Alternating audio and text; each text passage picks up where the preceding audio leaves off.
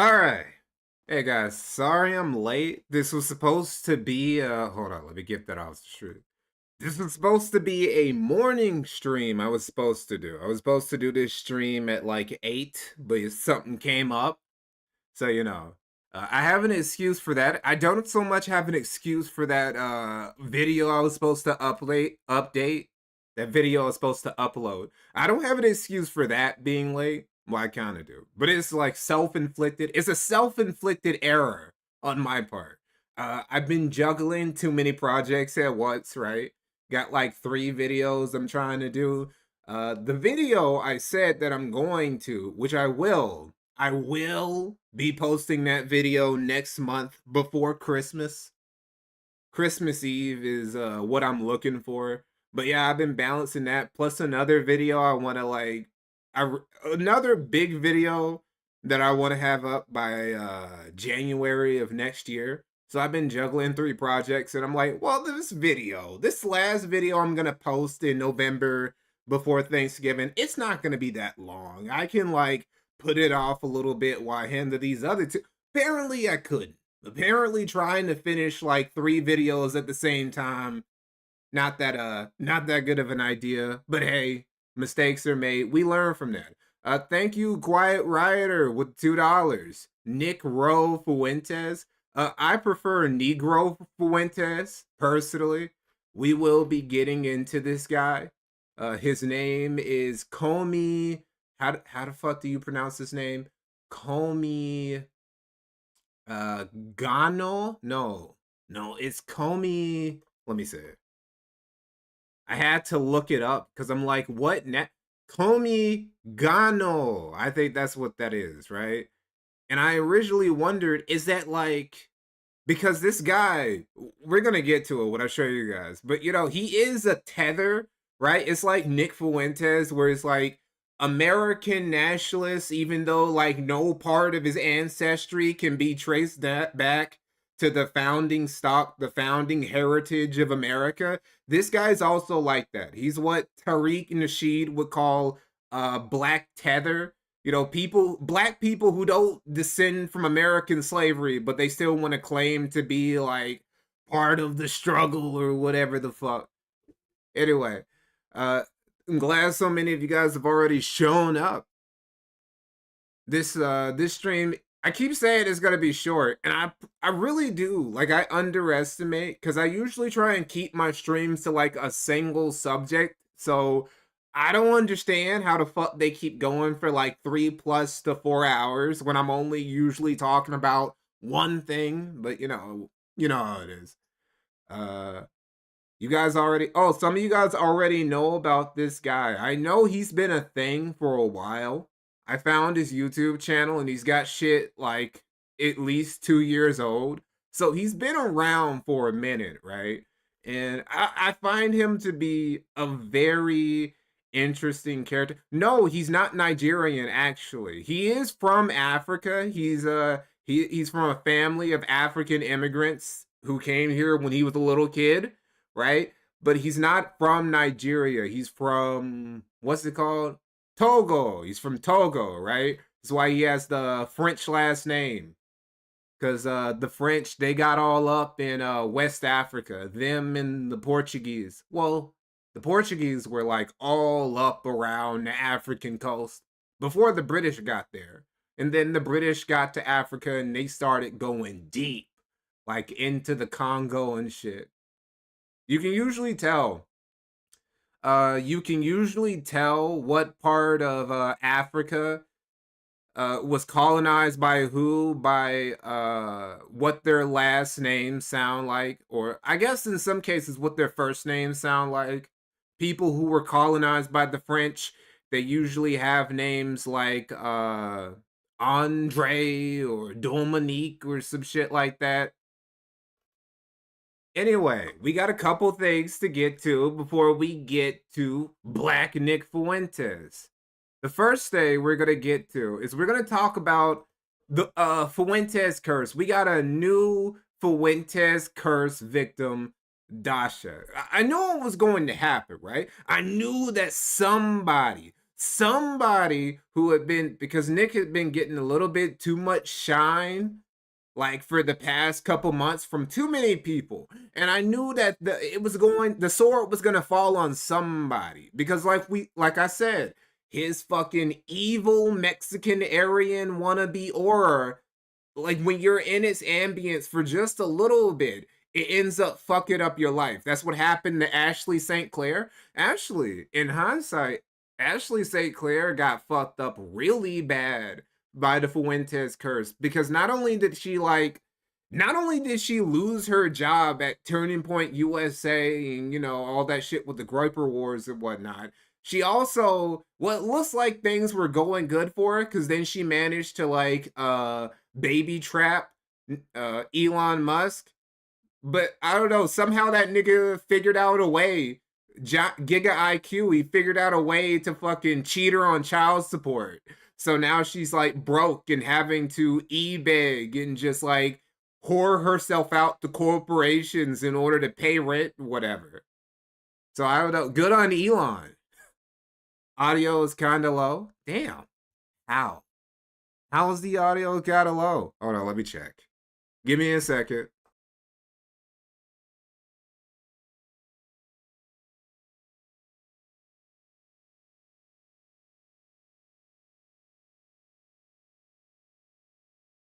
All right, that might be a little bit better now. A little bit better. Let me see. A little bit more. Okay, yeah. So yeah, Dasha is the first of Nick Fuentes' many recent ball washers to suffer from the Fuentes curse. Finally, she got booted. She got canceled out of Hollywood. I'm actually surprised that she was in Hollywood and as successful as she was for so long, considering that she was kind of like a dirt bag left, whatever the fuck you like to say, dark woke, edgy leftist or whatever. I'm surprised, but I guess that's just the privilege of being like a conventionally attractive white woman. And you see, honestly, I think her canceling has less to do with her platforming Nick Fuentes and more to do with the fact that she recently got married, right? And I think that Dasha finally stopped being a hoe. And I think that might actually be what it was. I think that a lot of these producers and whatnot, they realize, damn, she ain't gonna fucking give me the box now. This bitch is gonna actually try and be faithful to her husband or some shit. What the fuck? And so the people who would usually come to her defense, like the producers that she was like throwing it back for so she could get these shows and connections and whatnot, I think they finally just didn't come to her aid this time, right? They didn't put on the cape for her. So I feel like that's part of the reason why she got canceled. Because here's the thing, right?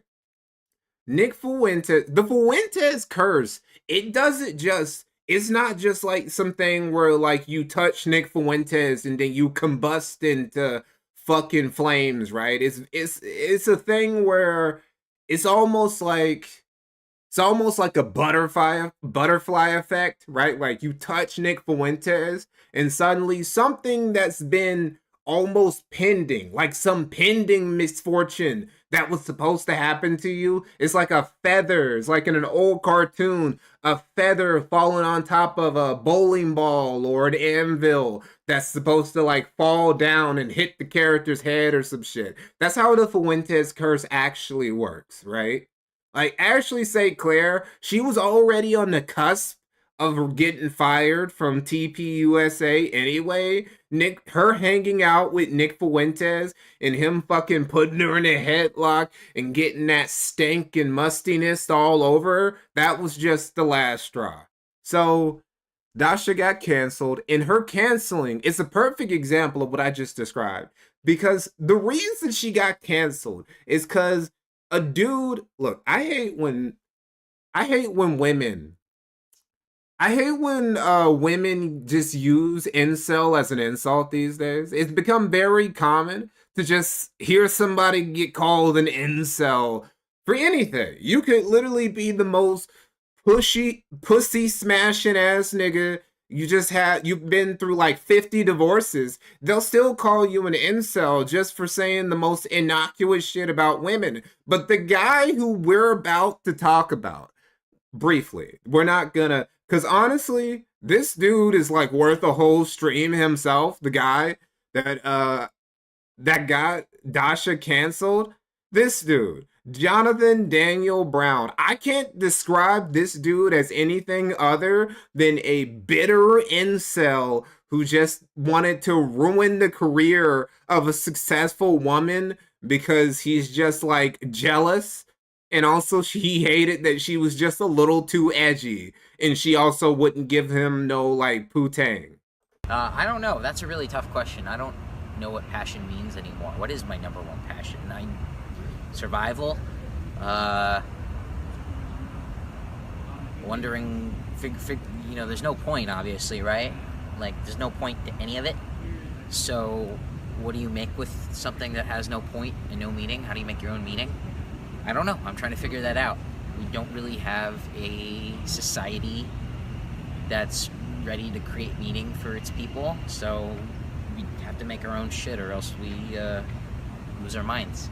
And yeah, that's what this year's been about, is figuring out what I'm passionate about again.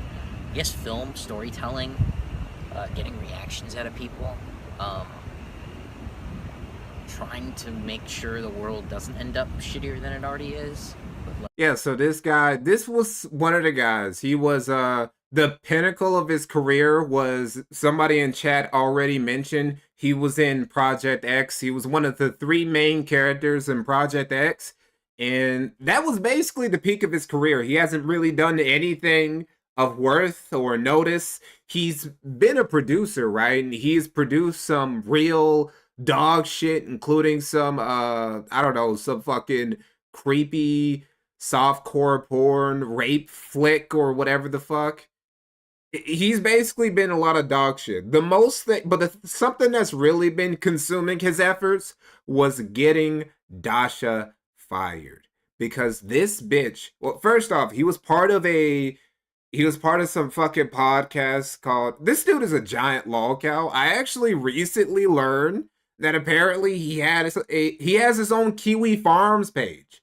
And that bitch is like, it's the most pathetic Kiwi farm, because it was made in 2017 and it had literally 1 page until this story dropped, and then it got updated, and it was a huge update. Like, there was tons of lore that got stacked onto that Kiwi Farms thread in a short amount of time, because nobody's been keeping up with this guy because he's boring and he's nobody and he's a failure. He's basically Vito. This dude is what somebody like Vito aspires to be. Somebody who has no talent, but he still managed to have like something of resembling a career, because he's like, I don't know, he has like Jewish Hollywood connections, basically. When you come down to it, it's like, I'm not someone to say, oh, it's just because the Jews are this dude is somebody. He's got a Jewish uncle or a Jewish cousin or somebody like that who works in Hollywood, and they gave him the connect, and they put him in like one role that he's been riding off of for years,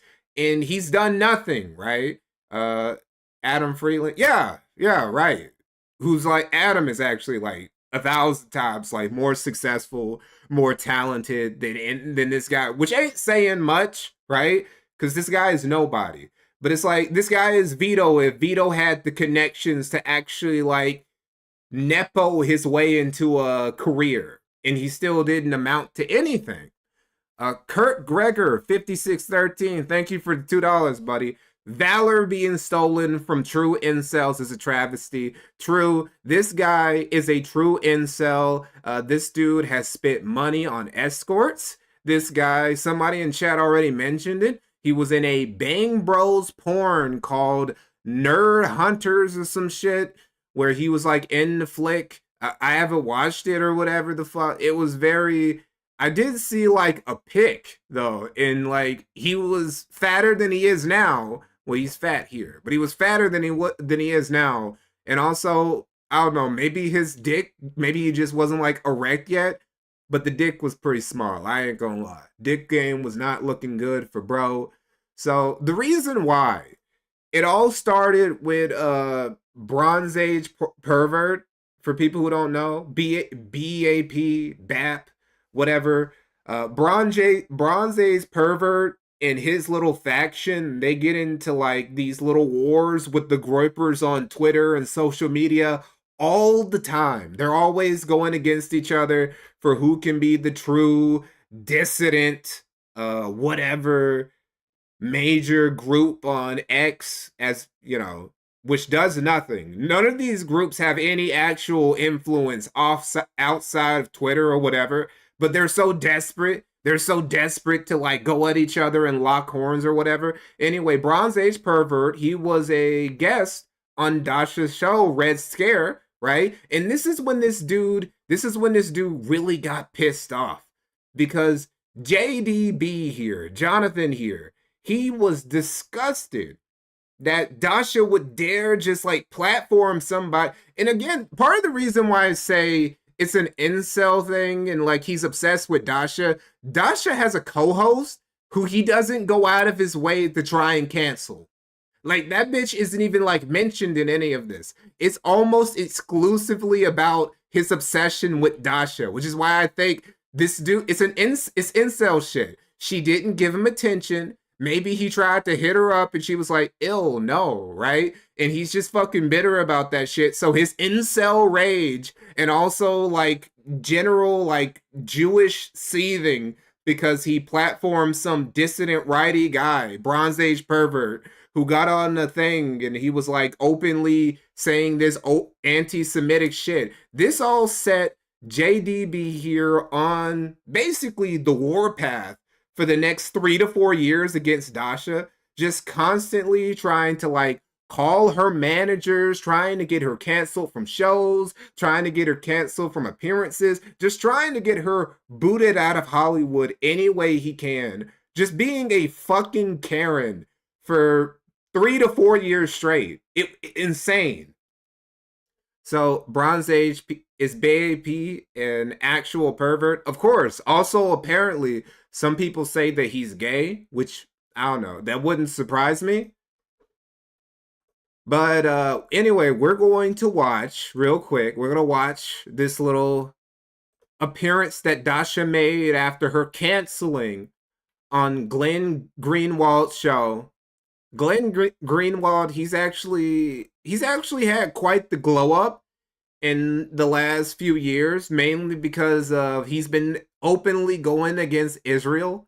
And Israel is, here's the thing, if you were somebody who was against Israel, this is why whenever I hear people like, oh, you can't be against Israel and get anywhere in politics or in show business, niggas who have been against Israel have been like taking the biggest gains in like ever in like the last few years because of how Israel has been getting down in Gaza, right? Like you look at fucking Mamdani just like conquering New York as a Ugandan Indian socialist, right? It's like being anti-Israel is almost like a boon. It's almost like a power up these days, right? And Glenn is one of those guys who's really been, you know, he glowed up because he was an openly anti-Zionist guy. And so he's been getting all this shine and shit. So of course he brought Dasha on after she got canceled to talk about it. And we're just going to watch a little bit of this up until she explains, you know, how this shit went down. Now, I want to brace you guys because she does. I keep confusing this dude for Kirk Eichenwald. So I want to brace you guys because Dasha does glaze up Nick a little bit during this. So, all right.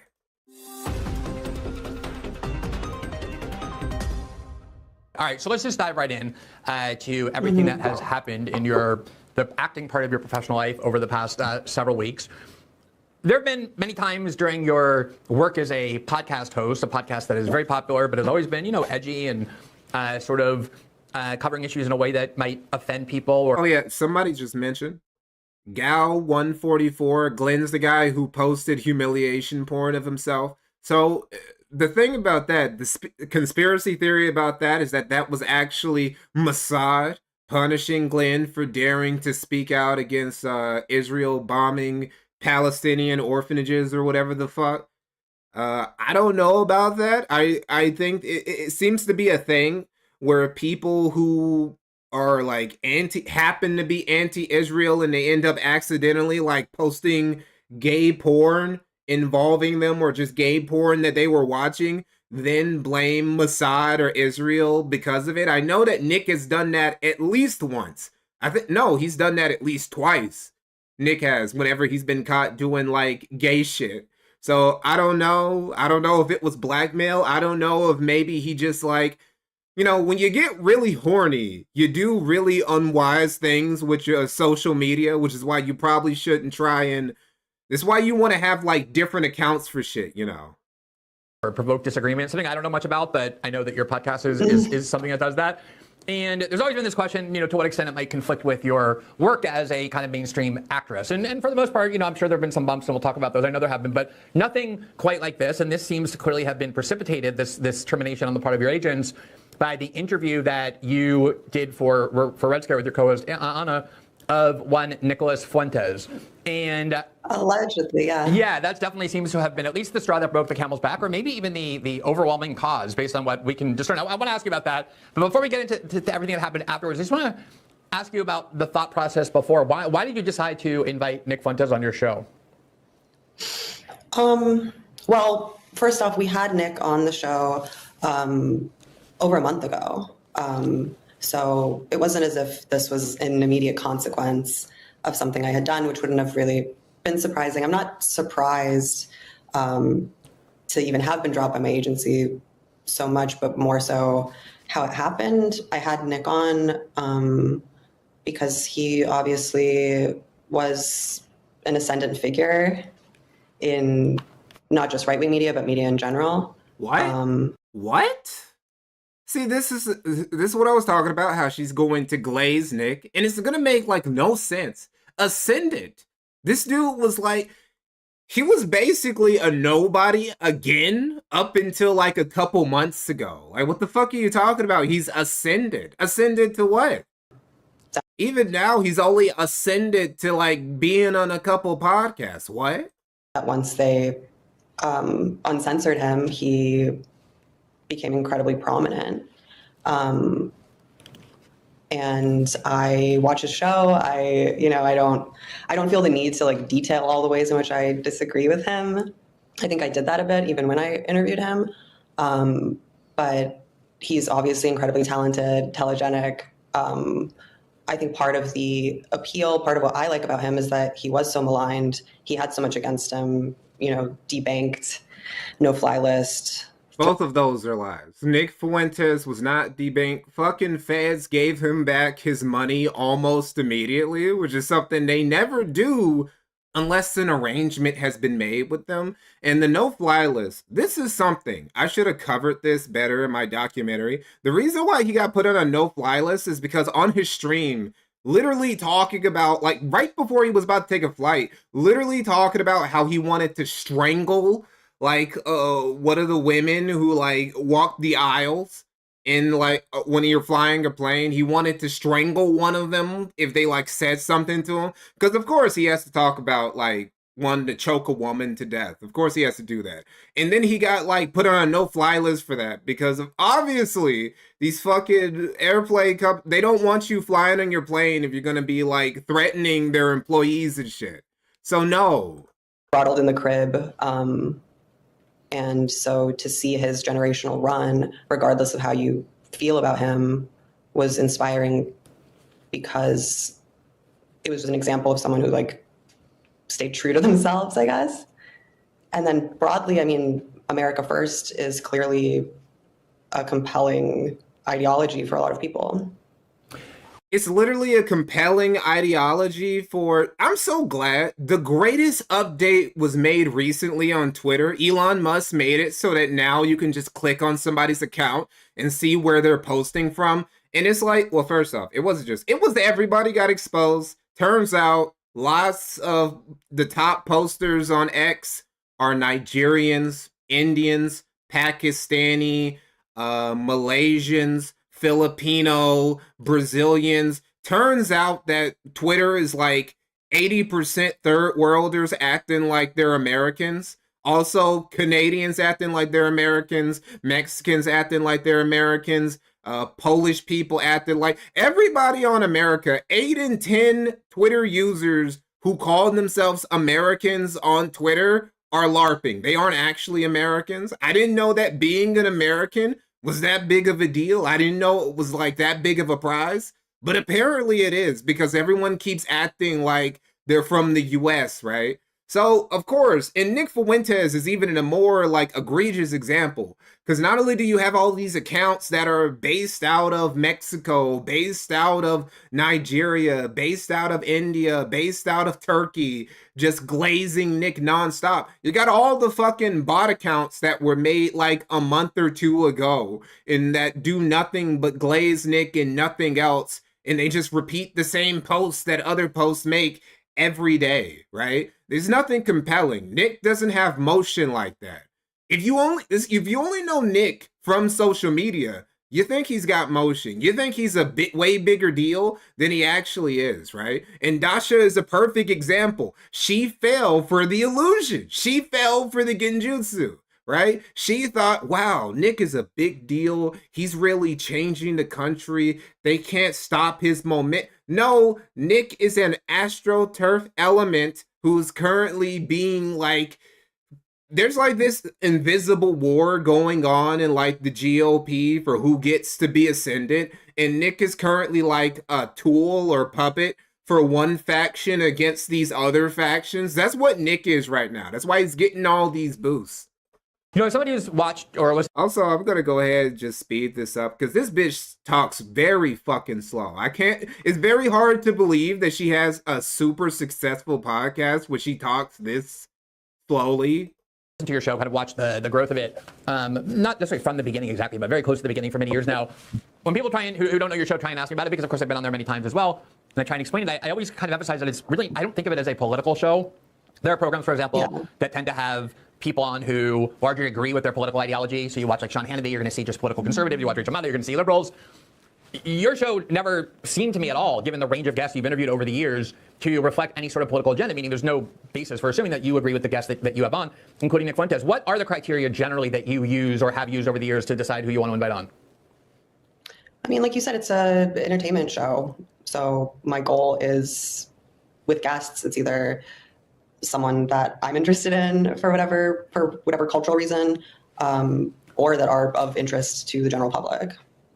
I mean, I guess what I'm asking is, you know, if someone would ask me like, hey, what kind of show do you host? I would say, oh, it's a politics and journalism show. You know, we cover political and journalistic issues, you know, 95% of the time. She can't even describe what her show is. She's been doing this show for years, been a professional podcast hostess for years. She can't even like elegantly explain what her show is even about.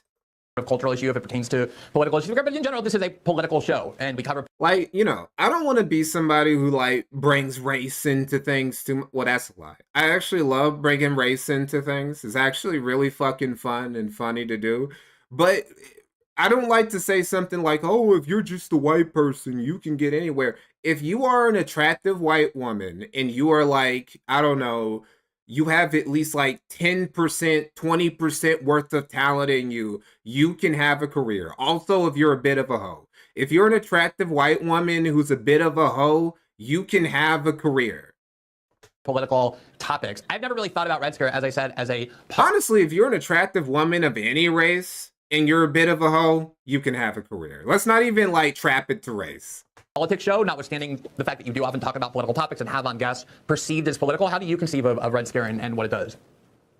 I've always said cultural commentary. That seems like it applies to our more like political and aesthetic range. But definitely not a show, I would say, that has an agenda, though I know it is provocative. Is there at all any sense that you confine yourself to inviting guests on with whom you have overwhelming political agreement? Sorry, what do you mean? Like in general, when you're deciding what guests you want to have on, do you generally try and only have guests on with whom you have political disagreement, or is it kind of like a gamut of people, whether you disagree with them or not, as long as they're interesting to you or to your audience in some way?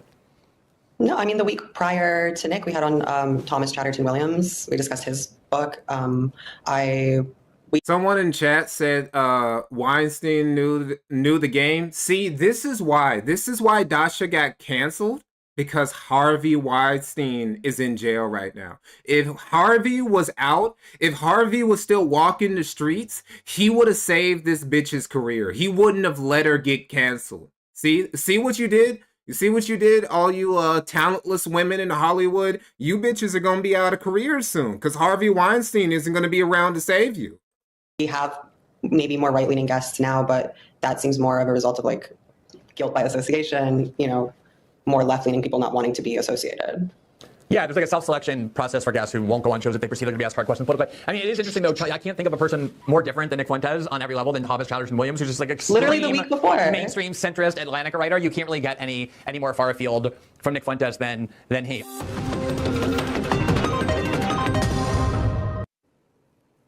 Are privacy concerns keeping you up at night? Sam Altman recently announced that ChatGPT can now reference all your past conversations.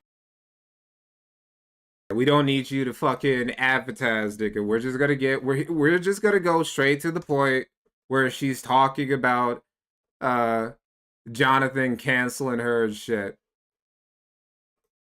No nature fucking ads. See, this is actually a pretty smart way to do ads, though. You just like do it so that way they can't like get around ad blockers shit. Although certain ad blockers, they're advanced enough that they can like detect in the video when somebody is shilling something, and they'll just be able to skip it over for you. Lawyer client or even doctor patient, they owe duties to you. Okay. It can be a very close relationship. You're both working toward a common goal of building your career. They benefit, you benefit. It's really based on a relationship of trust and confidence. And this seems to be a pretty clear betrayal of people that you've worked with for a while on something that was important to you and presumably to them. What was their message and what was the attitude that they adopted when delivering it about why they were separating for you? A kind of like sadness and inevitability. It felt like there wasn't so much of like a top-down process as a lot of people who didn't want to get in trouble. And my reps knew I had Nick Fuentes on a month ago, and I did. So it bothers me how like bad she is at this, how bad she is at talking on the spot, how much she just fucking looks around, how much she rolls her eyes up at the ceiling, how much she pauses, how many ums and ahs she has, how much dead air is between. I got this bitch on fucking 1.5 speed, right? And she's still speaking so slow. It's like, how did her podcast get so popular? Is this all it takes? Damn, dude. So afterwards, this article in the Hollywood. Imagine the career I could have if I was like an above average socialist white woman in Hollywood. Jesus Christ. A reporter came to light that there was this man, this former child actor. Jonathan Daniel Brown. I guess. Jonathan Daniel Brown. Yes. So when I was speaking to my agents, I had already caught wind that Jonathan Daniel Brown was like calling for my head on social media. And so when I was told that I was dropped, I said, oh, does this have to do with Jonathan Daniel Brown? Because I knew that he had emailed my reps before years ago. I didn't realize the extent to which he was fixated on me. But exactly like you said, like this is exactly the kind of person that an agent should be protecting a client from, like a bitter hater. And additionally, the way, you know, they could have also dropped me discreetly. But the sort of subsequent shunning, public shaming aspect of it made it seem to me that I was being made a convenient example of. And at the behest of this guy who seems, I don't know, he seems litigious, so I don't want to. I'll say he seems very unhinged and almost obsessive, like in a way that might justify a metaphorical restraining order. But I want to delve into that a little bit because when we reached out to you a few days ago about coming on and talking about everything that happened, you didn't have a very clear understanding of what had prompted this. You had offered the speculation you just offered me, which was there were a few stray comments and deadline comments, and people who are very sensitive to public perceptions are often overly invest too much importance in a few stray anonymous comments here and there. But then this Hollywood Reporter article came out, I believe this morning, that was really a very detailed timeline of what led to the termination by your talent agency as well as the producer of this film. And they did basically blame it all on this one person, Jonathan Daniel Brown, who, as you said, had some kind of acting background, but he's hardly an A-lister, a B or C or D-lister. He's really, I guess he does some production. He's in Hollywood, but it's not. That's the first time. That's actually the first. You know what? No, that's not the first time I've heard somebody referred to as a D-lister, right? But that is exactly what he is. Jonathan Daniel Brown, he peaked early in his career, and it was completely carried by a project he had nothing to do. Like, he didn't carry.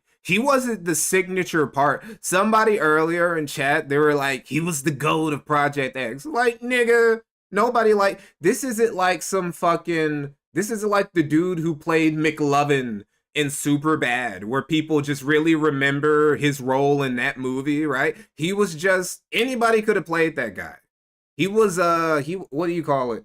He was substitute Seth Green. I think that's what they were trying to do with him, because after that he was in some shitty movie about some dude who was like, he ended up being like a weed salesman, a weed drug trafficker across the US Canadian border or some shit, right?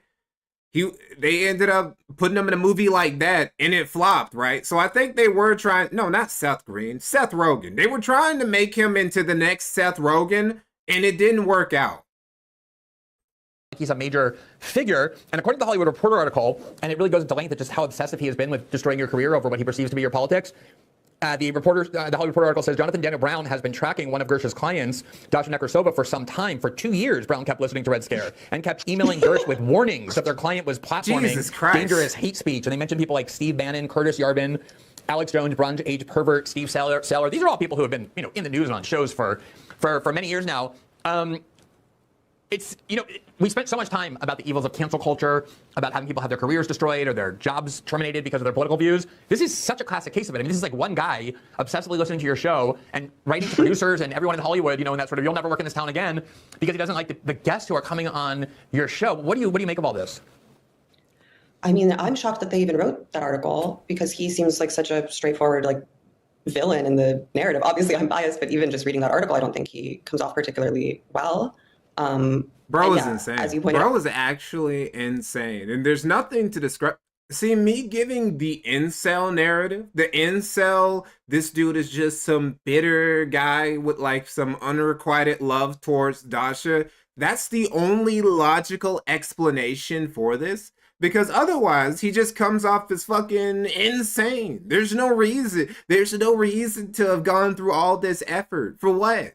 He's a bit of a what is this bitch? What is Dasha actually going to do? What threat is she to Jewish people? Or I don't know if he's a Zionist guy, but what threat is she to anything?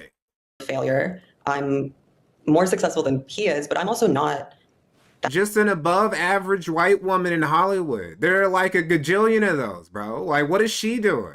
I've already kind of been de facto blacklisted, and that's been made clear to me by my reps at various points, that there are consequences for my actions, which means some people won't want to work with me, which I completely understand. But that there was some, pressing need, not just to drop me, but then to also have the media around me being dropped. It feels, and I don't feel like a victim, but it does feel unfair.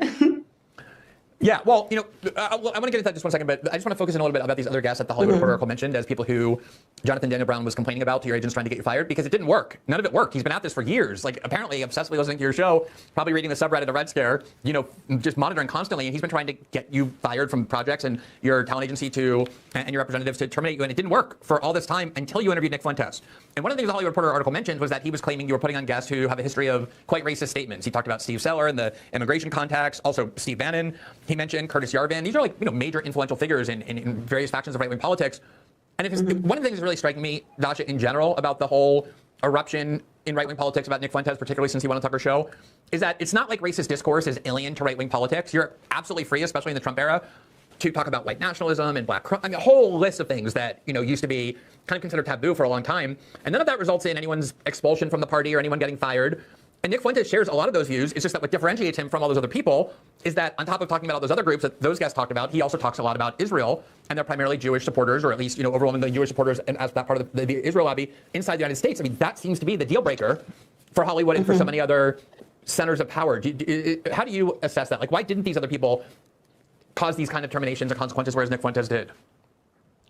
I definitely think Israel's part of it. I think his ascendancy and influence is also part of it.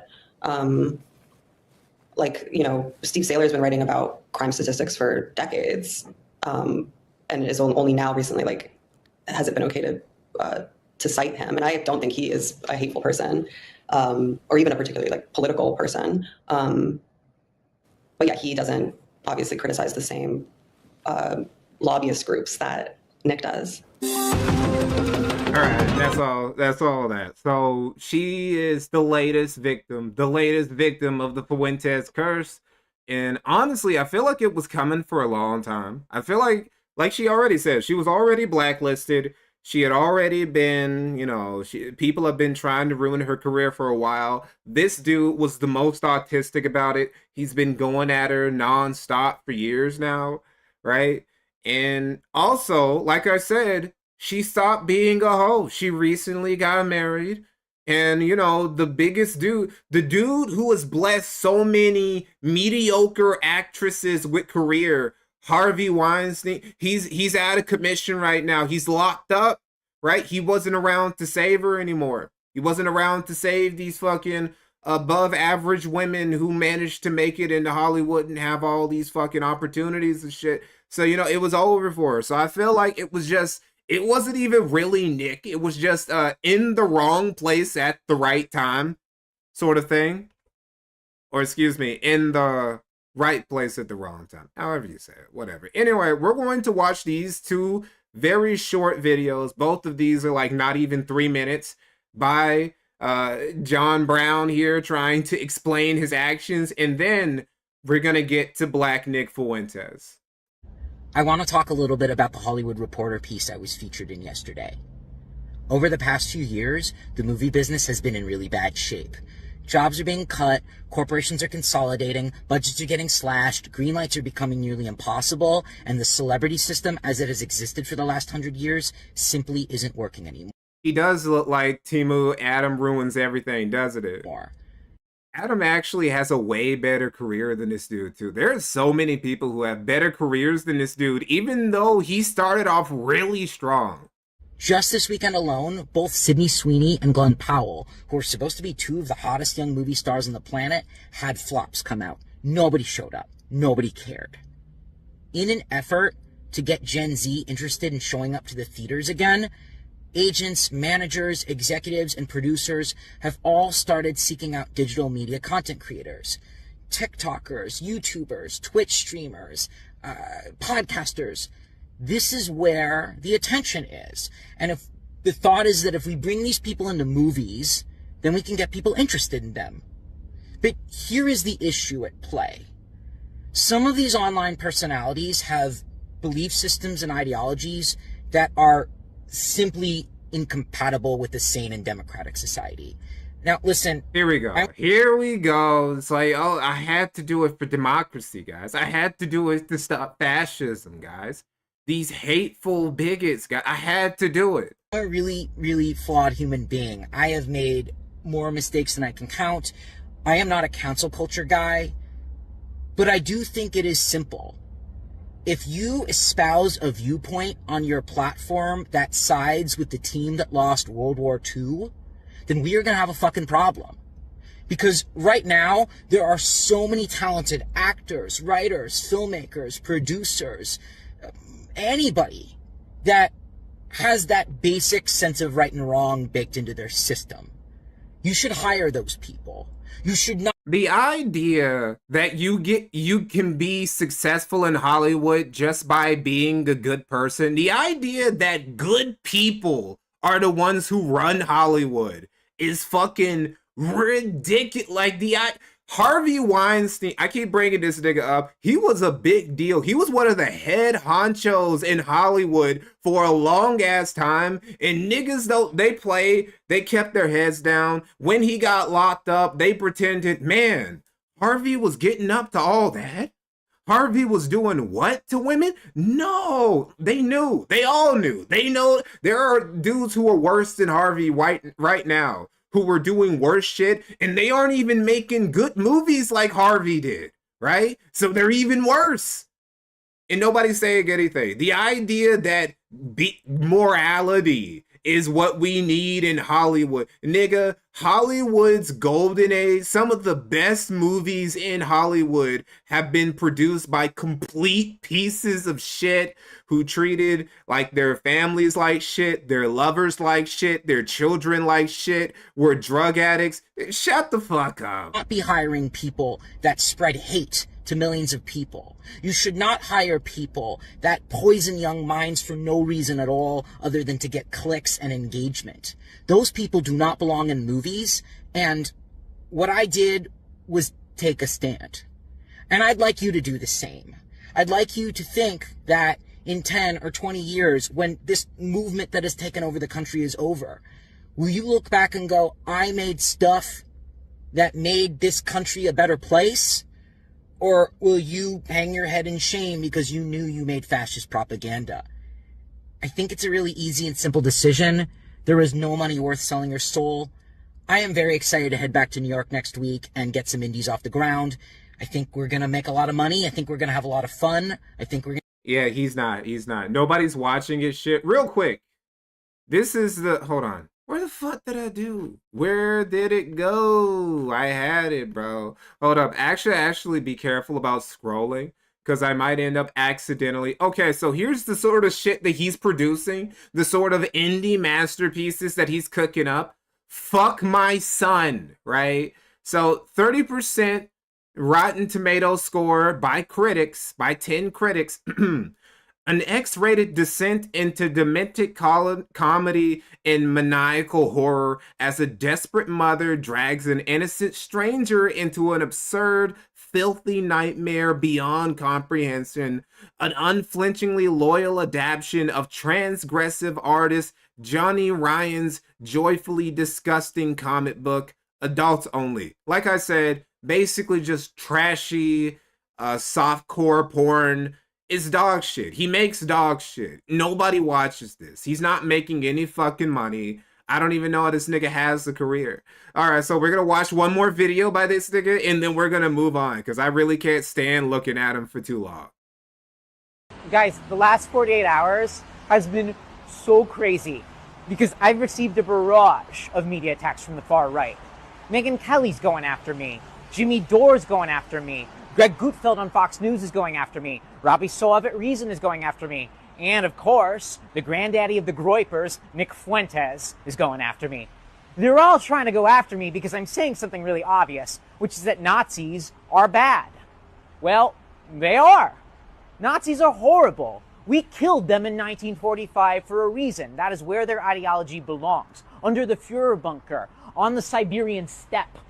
We don't need Nazis in Hollywood. We don't need Nazis. I'm really tired of this whole, look, the reason why we went to World War II was to stop Nazism and fascism from... No, the reason we went into World War II was because the Japanese bombed American soil, killed American civilians. That's the actual reason why we went into World War II.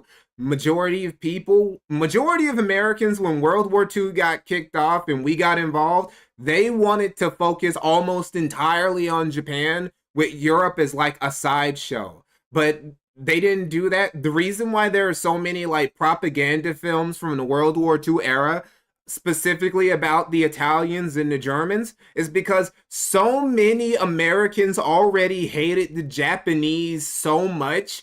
There was literally almost no need for any propaganda film against them. Everybody wanted to kill Japs on sight, like, immediately.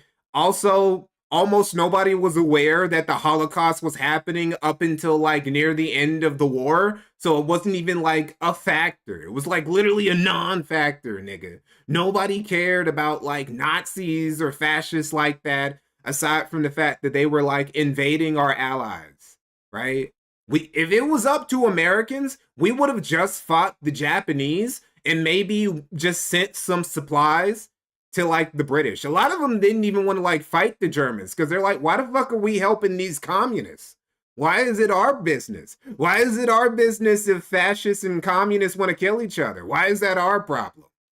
This is just, they're making up history when they say we went into World War II to stop fascism. That was not our main concern going into World War II. In mainstream entertainment. Kick them out. What the fuck is this? They're awful. I kind of thought this was something we all already understood, but I just have to say it again.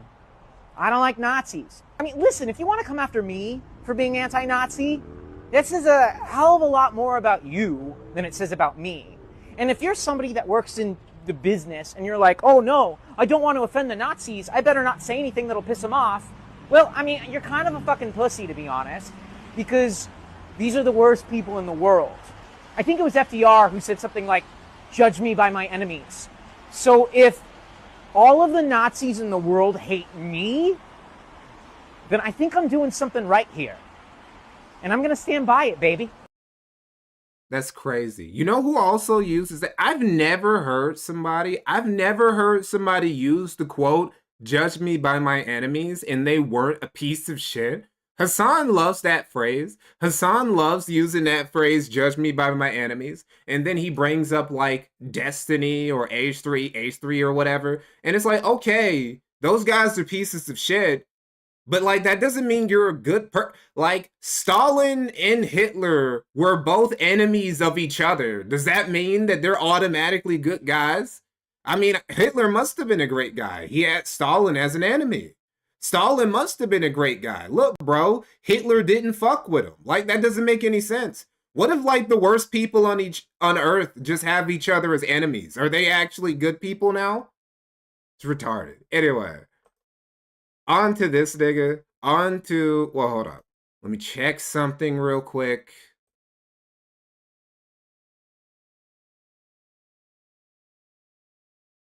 Okay, because you guys keep saying, so you guys keep bringing up every once in a while, somebody brings up in chat that chat keeps censoring everything. Like YouTube chat censors too much.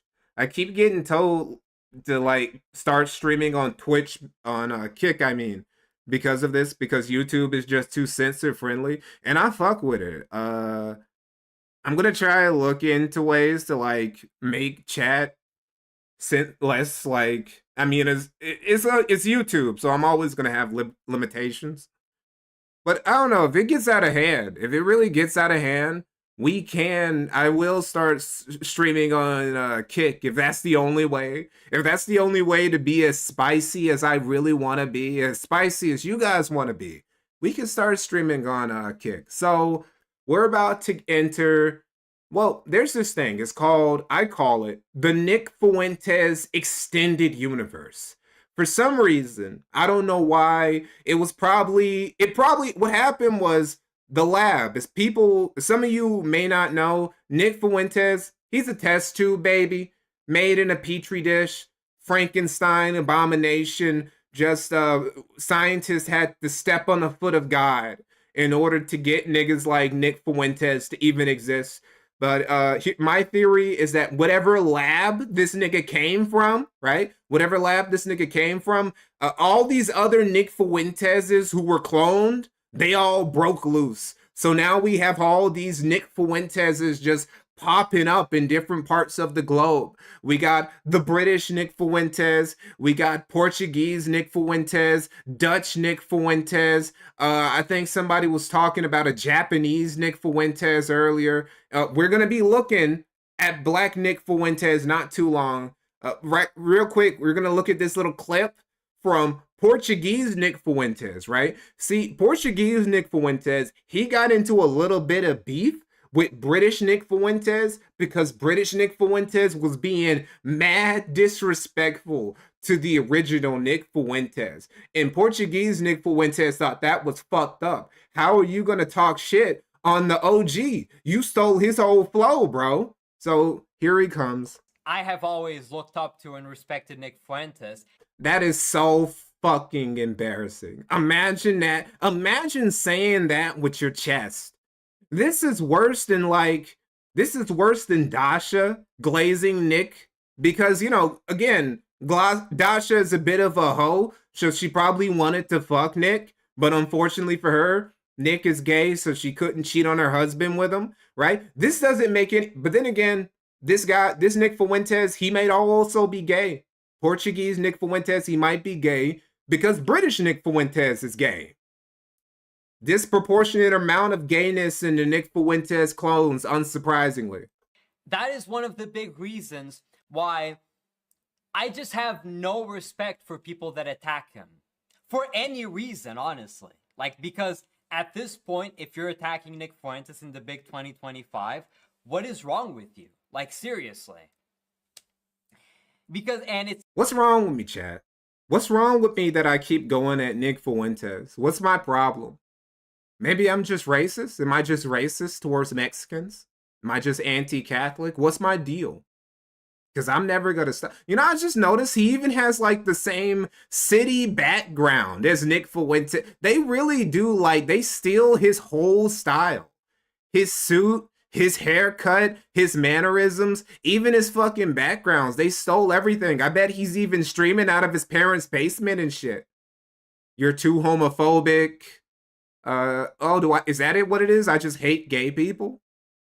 Oh, that'd be. I mean, I do find Milo to be very funny, so it can't be. I can't be that homophobic.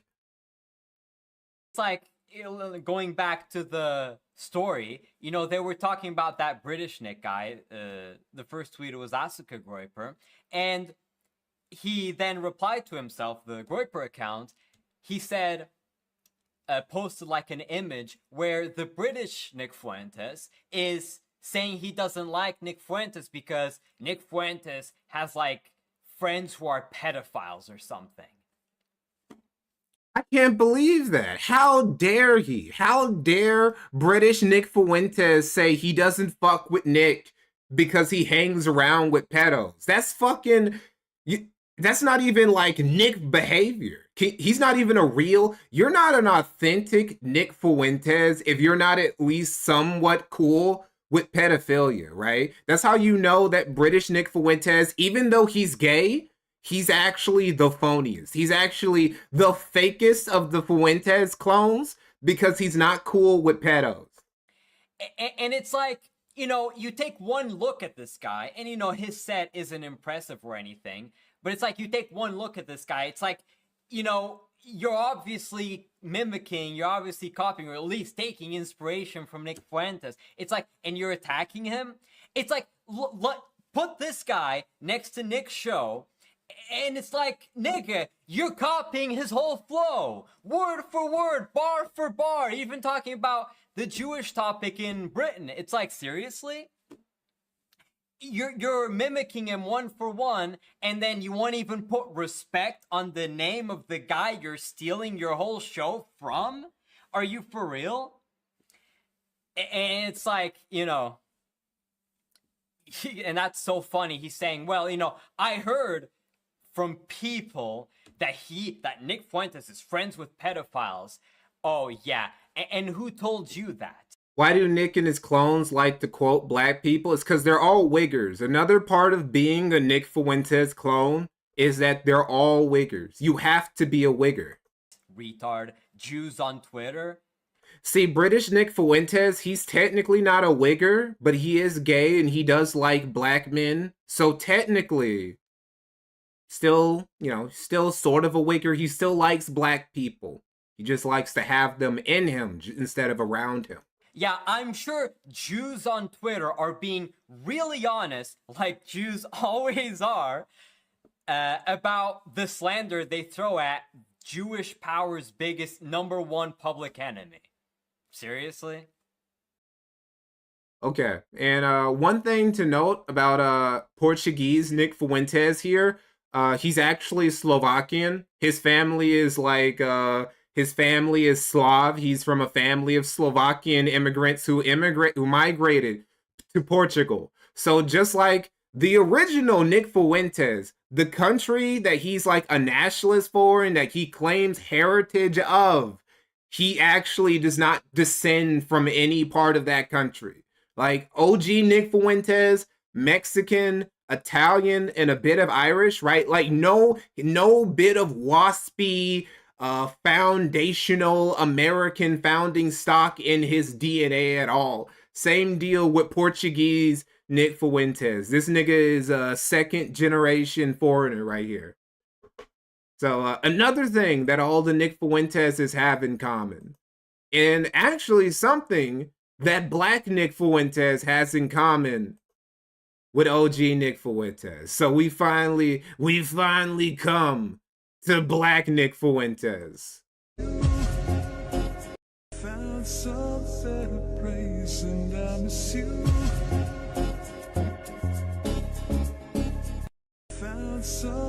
As you can see, Black Nick Fuentes, just like OG Nick Fuentes, he's also obsessed with TikTok and doing TikTok edits and making himself look all cool and shit in suits and whatnot. They're all like this. They're literally all like this.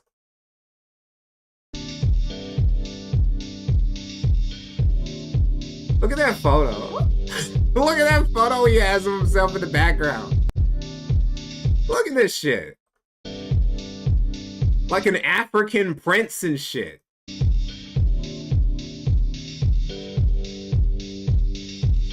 You can change the race, but Nick Fuentes are all the same at the end of the day. But here's the thing. Black Nick Fuentes, he don't really like fuck with the OG Nick Fuentes, because here he says, annoying little Mexican boy can't even be openly white nationalist, useless. He can't stand the weakness, that you won't stand on fascism because, oh, it's nothing. Black Nick Fuentes is like an open fascist. He's like an open black pan-African nationalist fascist, right? So the fact that the OG Nick Fuentes can't be an open white nationalist fascist, he just thinks that's some weak shit. That's some weak shit. He can't stand it. So this is this guy who we're about to get into. His name is Comey shit. What, I keep like forgetting what the fuck his name is, right? Because he has a fucking, I looked it up. I thought it was African. It's actually French. Comey Gano, right? So he's from Togo. Just like the OG Nick Fuentes. He does not descend from the country he's trying to be a fucking nationalist for. I said Pan-Africanist. He's not Pan-African. He actually, here's the thing. He's like a black fascist, nationalist, aristocrat of sorts. He thinks that, like, he almost thinks there needs to be like a caste system where like upper class, well-to-do blacks just need to like be authoritarians and rule all these black nations and black America and Africa with an iron fist to bring them up to the level of white people and shit. You know, kind of crazy. Anyway, he's not from like, he doesn't descend from American slavery. He's from immigrants. He's from Togo. Just like Nick's family is from Mexico, he's from Togo. This nigga's family moved to America when he was like 3 or 4 or some shit. He's like 23, 24 now, right? So, no, he's not Liberian. See, if he was Liberian, then Liberians are the only Africans who could still technically count as what Tariq Nasheed would say, foundational black Americans. Because Liberians, for people who don't know, Liberia was it was founded by American slaves. America, so this is why like James Monroe is like fucking hilarious. James Monroe was the fucking funniest president ever, right? Because he made the Monroe Doctrine. Wait, was it actually him? Was it? No, it was him. I'm pretty sure. So he does the Monroe Doctrine, which is basically telling European powers, if you don't already have a colony in America, in like the Americas, stay the fuck out. Don't come here. This side of the Atlantic doesn't belong to you anymore. You stay in Europe. Do whatever the fuck you want in your African colonies or whatever. You're not allowed to come here. James Monroe does that. He then creates Liberia and he just gives like black slaves who get emancipated, they just like get their own little country in Africa. They can do whatever the fuck they want to. So this nigga told Europeans, you can't come here and found any new colonies, but America can still go to Africa and just found like a whole new country just because we feel like it, right? So he's just most base president ever. Just America can do whatever the fuck it wants. Monroe was the first dude who was like, America gets to do whatever the fuck it wants. Other countries can't tell us what to do. America wasn't even a superpower yet, and we were already talking like that. So he's not Liberian though. He's from Togo. He's a French African rape baby, which is why I don't understand why he gets all this fucking Afro nationalist nonsense from. So we're gonna watch a couple of these clips, and then we're gonna get into like his longer videos, and we're gonna break down his ideology, because this dude, a bit insane. I'd like to talk about the morality behind universal freedom and universal liberty, and everyone's rights to do what they wish and influence society to some degree, but particularly in the case where the black race is successful, and the context behind that. Now, if the black race is successful, I believe it's going to have nothing to do with the masses. And I hold a grudge against the masses. It has something to, it's only going to have to do with black men of intelligence and loyalty to this race. They're the only people, the masses of people don't care about long-term things. They don't care about the future. They don't care about greatness. They don't care about building societies or civilizations. They only care about eating, sleeping, and one more thing that I'm not going to mention here. That's it. I truly believe the masses of humanity, no matter the race really, are semi-sentient, not full beings, not full human beings, not advanced human men. Women don't count at all whatsoever in this category. They're semi-sentient at most. They don't care about long-term things. They're not capable of. So just casual misogyny, just like the OG Nick Fuentes. He also hates women, which is strange because he's not gay. At least, like, I got a little thing we're gonna see near the end of the stream that really proves that he's not gay. Is he fucking the Black Dio? What do you mean? You mean like, you mean he's like the Black Dio? Well, he's insane like Dio is. They're semi-sentient at most. They don't care about long-term things. They're not capable of caring about such things, especially in a societal way. And a large percentage of men, I'd say a good 80%, if not maybe 50 to 80%, don't care about such things either. And so within the black population, I believe there's only 20% of black men that really care about the future and are capable of putting any effort in to this future happening. So I've always mentioned that the black race is going to need nuclear weapons, is going to need WMDs of certain types. Just immediately goes to nukes. See, this is a thing. This is what really gets me about this guy. Because, like, he immediately, like, goes, we need roads, we need infrastructure, we need institution, we need, like, stability, we need, like, some sort of African equivalent of the nuclear family and shit. We need to, like, get rid of tribalism. They're like, no, we need nukes. First thing that niggas need is nukes. And I'm like, why? Like, what do you need nukes for? Who's trying to invade Africa? Like, niggas don't want, this isn't the fucking scramble for Africa, nigga. You're like 2 centuries too late. Nobody's trying to, like, go into Africa and take shit. African countries, they might invade each other, but do you really need nukes for that? It just seems a little excessive to me. By some number. It's going to be a smart black man that does it. No one else is going to do it. No black woman cares about that. If we look at the morality of success, and we look at the morality of today, let's look at slavery. There's a large percentage of black people who are entirely fine with it.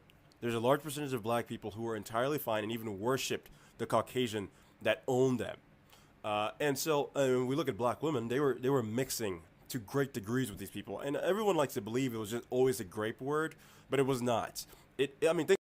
Okay, so black women were actually, like, willing bed wenches for, like, this is something you picked this up. You picked this up from Comey when you watch enough of his content that he has a bit of we're gonna see this too, with, like, the last big video. last lengthy video we watched from him, he has a bit of a problem with like black women, like, which I understand to a degree. I understand if you're a responsible black man, if you're a black man who's big on accountability, who's big on like bringing up the community and shit, I could understand being jaded with some of the shenanigans from black women.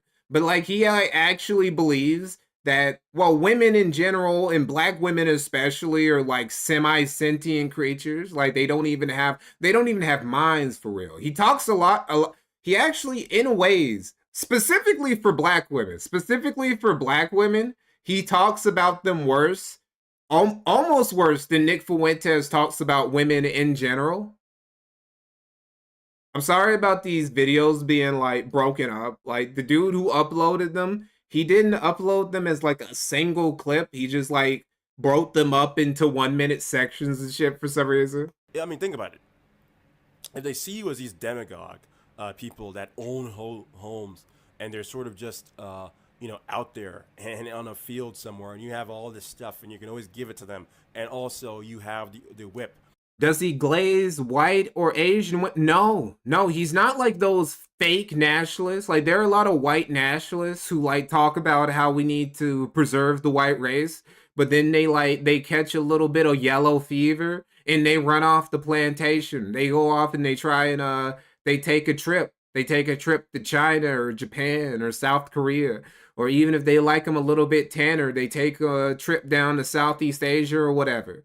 Right? This guy, he ain't one of those, right? He's like the black, what we need to do, we need to get black women in line, right? He looks down on any brother who tries to like even touch. He's like Dr. Umar, basically. He has Dr. Umar's ideology when it comes to race mixing and interracial relationships. Black men shouldn't like, you shouldn't even know what like non-black pussy looks like. You shouldn't even be able to contextualize the appearance in your mind. You can always control them by force. If you even look at like interracial porn, you're like betraying your race. Is what Comey believes. If they're stupid and they're not, long-term capable creatures. So there was some individuals that were capable of, outdoing all this, and were, again, like advanced human beings. So you just can't keep certain creatures down. You can't tame a lion. You can tame dogs. You can tame cats. You can tame et cetera, et cetera, et cetera. But you just can't tame certain animals, certain creatures on this world. And so the only people who deserve liberty, the only people who deserve a place of influence are those of the lion nature, if you will. So that's a small percentage of black men. Black women will quickly quell. They'll be quelled very quickly if black men are successful, because, again, it's about force. So if they fear you, they're going to do whatever the hell you want. So this nonsense of we're not treating them right or whatever it is nonsense they say, again, it doesn't matter. They're not full people. Any black... Like, it's weird. He's talking about slavery. He'll talk about slavery and how black folks were treated and shit. But then, like, the way he talks about black women and how he feels black women should be treated, I mean, it's basically what, like, the plantation owner thought about black women, right? Like, they exist to make me money on my plantation or exist for me to fuck. That's basically what he, like, feels about, like, black women.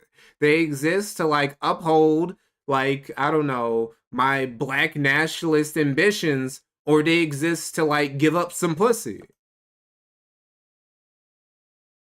Do I have to refresh? There we go. Okay, I guess I'll just have to wait. Nick actually mixed truth with lies. That is why he is popular. Yeah, that is why he's popular. Also, he's charismatic and he's funny, right? Like, I can admit that Nick Fuentes is like a funny nigga. I can do that. I have no problem with admitting that Nick Fuentes is occasionally hilarious. Comey is not, and I feel that's part of the reason why he's not popping off like he really wants to be, or why he thinks he should be, because he's just not, he's just not that guy. Hold up, shit. You know what it might be? I think the problem is, I think it's that I have like a VPN on, but I'm not going to turn it off. And that video really wasn't good enough to justify me turning off my VPN, so fuck it. We'll watch this video instead. Yeah, he is too dry. Dry like a chicken made by. It's ironic. It's ironic. He acts like somebody who's like only tasted dried chicken in his life. The answer to your question is yes. At some point, I was what your mainstream Pan-African is. However, we have evolved a little bit and understand This is him just admitting that yes, I am a black fascist. what is really necessary to achieve those sort of goals. The thing is, every little tribalist, say in Africa, is not going to come together to unify.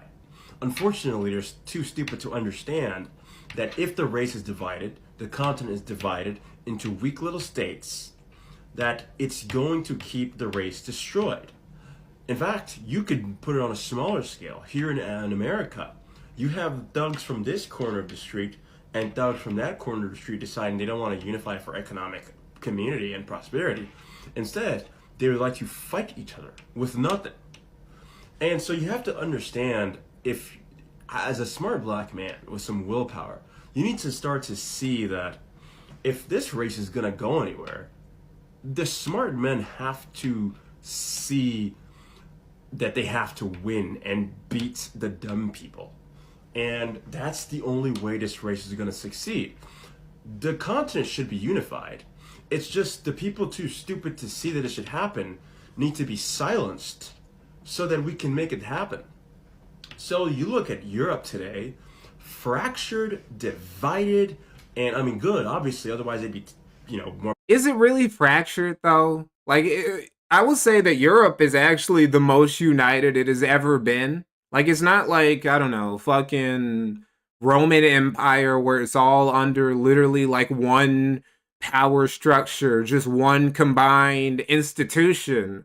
But Europeans have like never gotten along as well as they have under like American hegemony right now. Powerful. I mean, I don't really, it's not my focus or anything. And I'm like, oh, Europe, bad, whatever. I'm just saying, if they were unified under a single flag, they'd be much better off today than they are currently. And that was only going to happen by force. Is that really true though? Because I feel like the Europeans were like way more powerful when they were all had their own like individual empires and they were always at each other's throats. Like the British Empire was at its most powerful when it had to like take care, basically contain the other European empires like on the continent, right? Like it had to become the dominant naval power in the world. It had to keep the French in check, the Dutch in check. It had to keep the Germans as they were unifying in check. Had to keep the Russians in check and shit. America, after it gained independence, it had to make sure, well, fucking Yanks are getting all this power over there in like North America and shit. I gotta stop them from like conquering Canada because they might, if they keep like growing in power and shit, right? And that was when Britain was at its most powerful, when it was having to juggle all these other factions in Europe that it had to fight. I would think it's the opposite. I think like competition breeds like, competition bred like the greatest men in like European history, if you want to talk purely from like a power standpoint. They weren't just going to do it with a smile on other. Europeans are all fucking la-di-da, just kumbaya, holding hands and shit. A lot of European countries, you can literally just like cross the border and walk in there without like a passport or anything. They just give you like free travel all across the continent for a lot of European countries and shit, right? And they've never been weaker. Weak as fuck. There was like this French judge recently. This French judge, he's the guy who like, I think he put out the warrant for Netanyahu for war crimes and shit. In America, they just like basically deperson that nigga. He can't like use certain social media. He's cut off from multiple services and shit because like Europe, they don't control any Europe infrastructure. Almost all of like the big services that are used in the West now, they're controlled by Americans. It's like, I talked about how on X is just 80% of it is just third worlders pretending to be Americans because America's like run everything in the Western world, basically. If you don't live in China or you don't live in Russia, you probably, the things that you use to get by, are probably made by Americans, right? And this happens because, you know, America just became dominant. Faces, they weren't just going to come together. Germany would have had to win and conquer all of Europe and bring it together. And Germany doesn't even mean Germany was going to do anything bad to them. Just to bring them under one flag would had to happen by force. And so what you'll understand is that in order for this race to be unified, I mean, that's kind of crazy to say. It doesn't mean Germany would have done anything bad to them. I mean, they were kind of already doing something bad, just invading the rest of the continent like they did. It's also going to have to be invading Poland, invading the Netherlands, invading France, almost invading the UK. And then when they couldn't invade the UK, they just bombed it like constantly. Force. Every one of those. They can't even like get started on the shit they did to the Soviet bloc countries. Those tribes, every one of those countries that were created by fucking colonialists a couple of decades ago, they need to be brought in by force. Well, hold up. Poland, that was like that was a two-man job. That was the Soviet Union and the Germans. They both partook in that booty. They both took a piece of that ass. Of course. And the good so that one's not all is Germany. The people who know how to make drones within this race, the people who are ever going to build a nuke within this race, the people who are ever going to build a tank within this race. He's really obsessed with nukes. He brings up nuclear weapons a lot. Like, this motherfucker is basically a supervillain. He talks about how fucking women are semi-sentient and there are only a small percentage of black men who need to control them.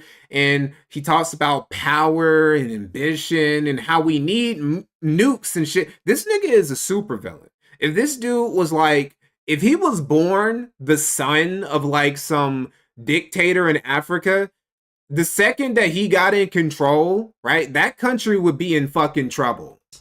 With high IQs and good willpower will do much better than the villagers that you can. He even has like the flag behind him. That's the Zionist flag. Zionism, for people who wonder, is basically black fascism. Black nationalist fascism. That's basically what Zionist is. Even the flag behind him, it looks like a supervillain's like herald, right? It looked like something. It's something that like Hydra would make for like some special unit. Off for if you can just get to the pump. Okay, so I think the good news for smart black men is if you will not be a little P word, you'll understand that it's a very clear path to victory within this race.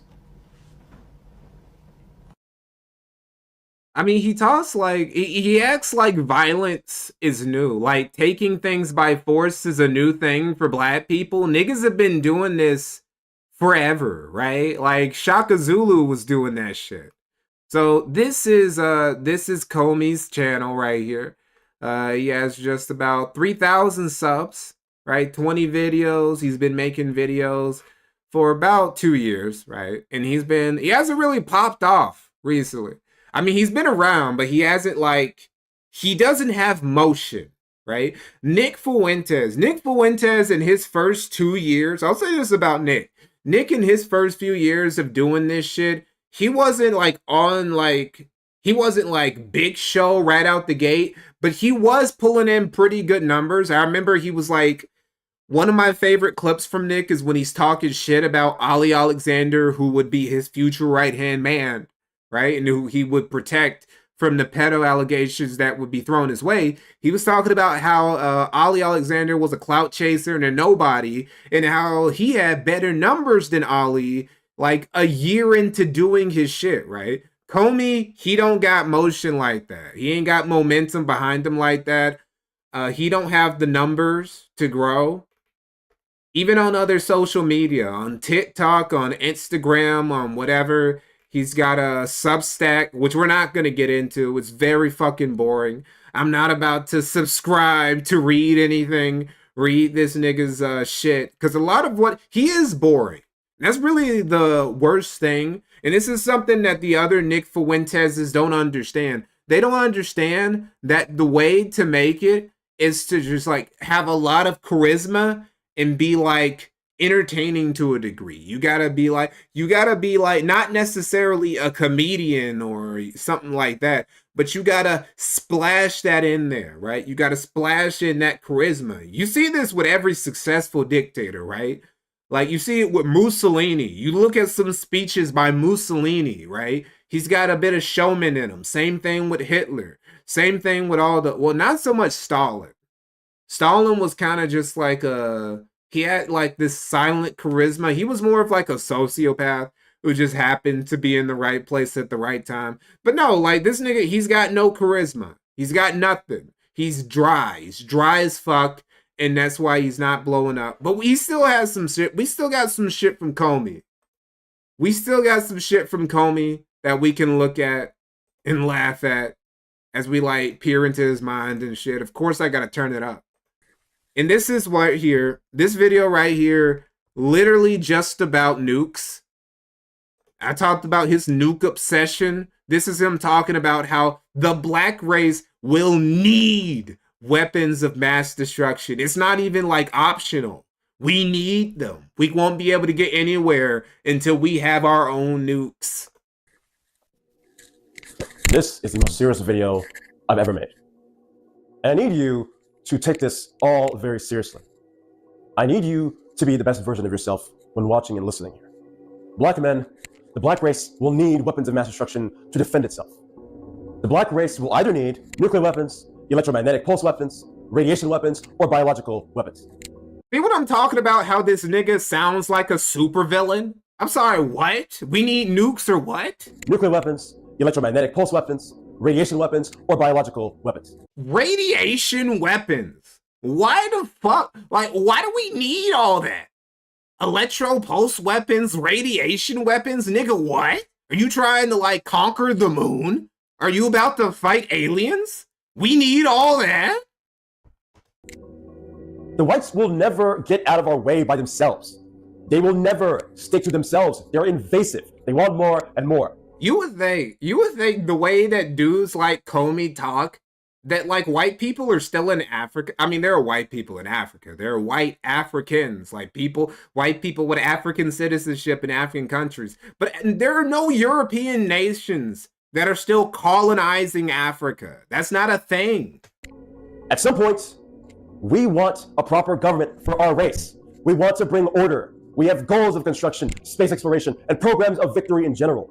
We have black men with ideas upon ideas upon ideas. There are black men with plans and ideas to fix problems all over this side of black men's politics. But we must learn from history and the current world. Yes, he did move to a white country. Well, his parents brought him. See, this is one of those things. You guys know what they say? There was this study in the UK that showed that, like, UK has, like, a problem with, like, people from, like, Muslim backgrounds being, like, almost jihadist in a way. Like, they're, like, super... Some of them, they're even, like, straight up pro-Sharia law being put in.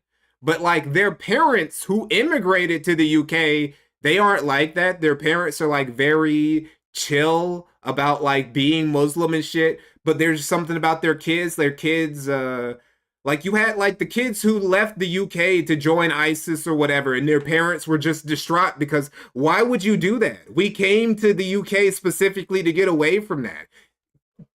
Comey is like that. Comey is like his parents, they lived in Togo and they're like, you know what? This African ooga booga shit, this ain't it for me. They moved to a first world white nation, and as you can see, their son is well-spoken, he's well-dressed, he went to college and shit, and he decided to use all that education and these first world resources to talk about how, like, black people need to make some super nationalist state with radioactive weapons and shit on YouTube. Why is it that Gaddafi couldn't just govern it? Sometimes there's just nothing that parents can do. Sometimes your kids are just going to grow up like this, and there's nothing you can do about it. This country in peace, giving free healthcare, creating schools, and building Libya in peace. But Russia can literally attack multiple European nations, defending itself with missiles and explosions, but still nothing happens to their leader. Why can Kim Jong-un run an authoritarian, peaceful order in his nation without any Western intervention? But in Africa, they can justify any assassination or coup or intervention by saying the leader was not democratic. The reality is that these people only invade what they feel they can invade without consequences.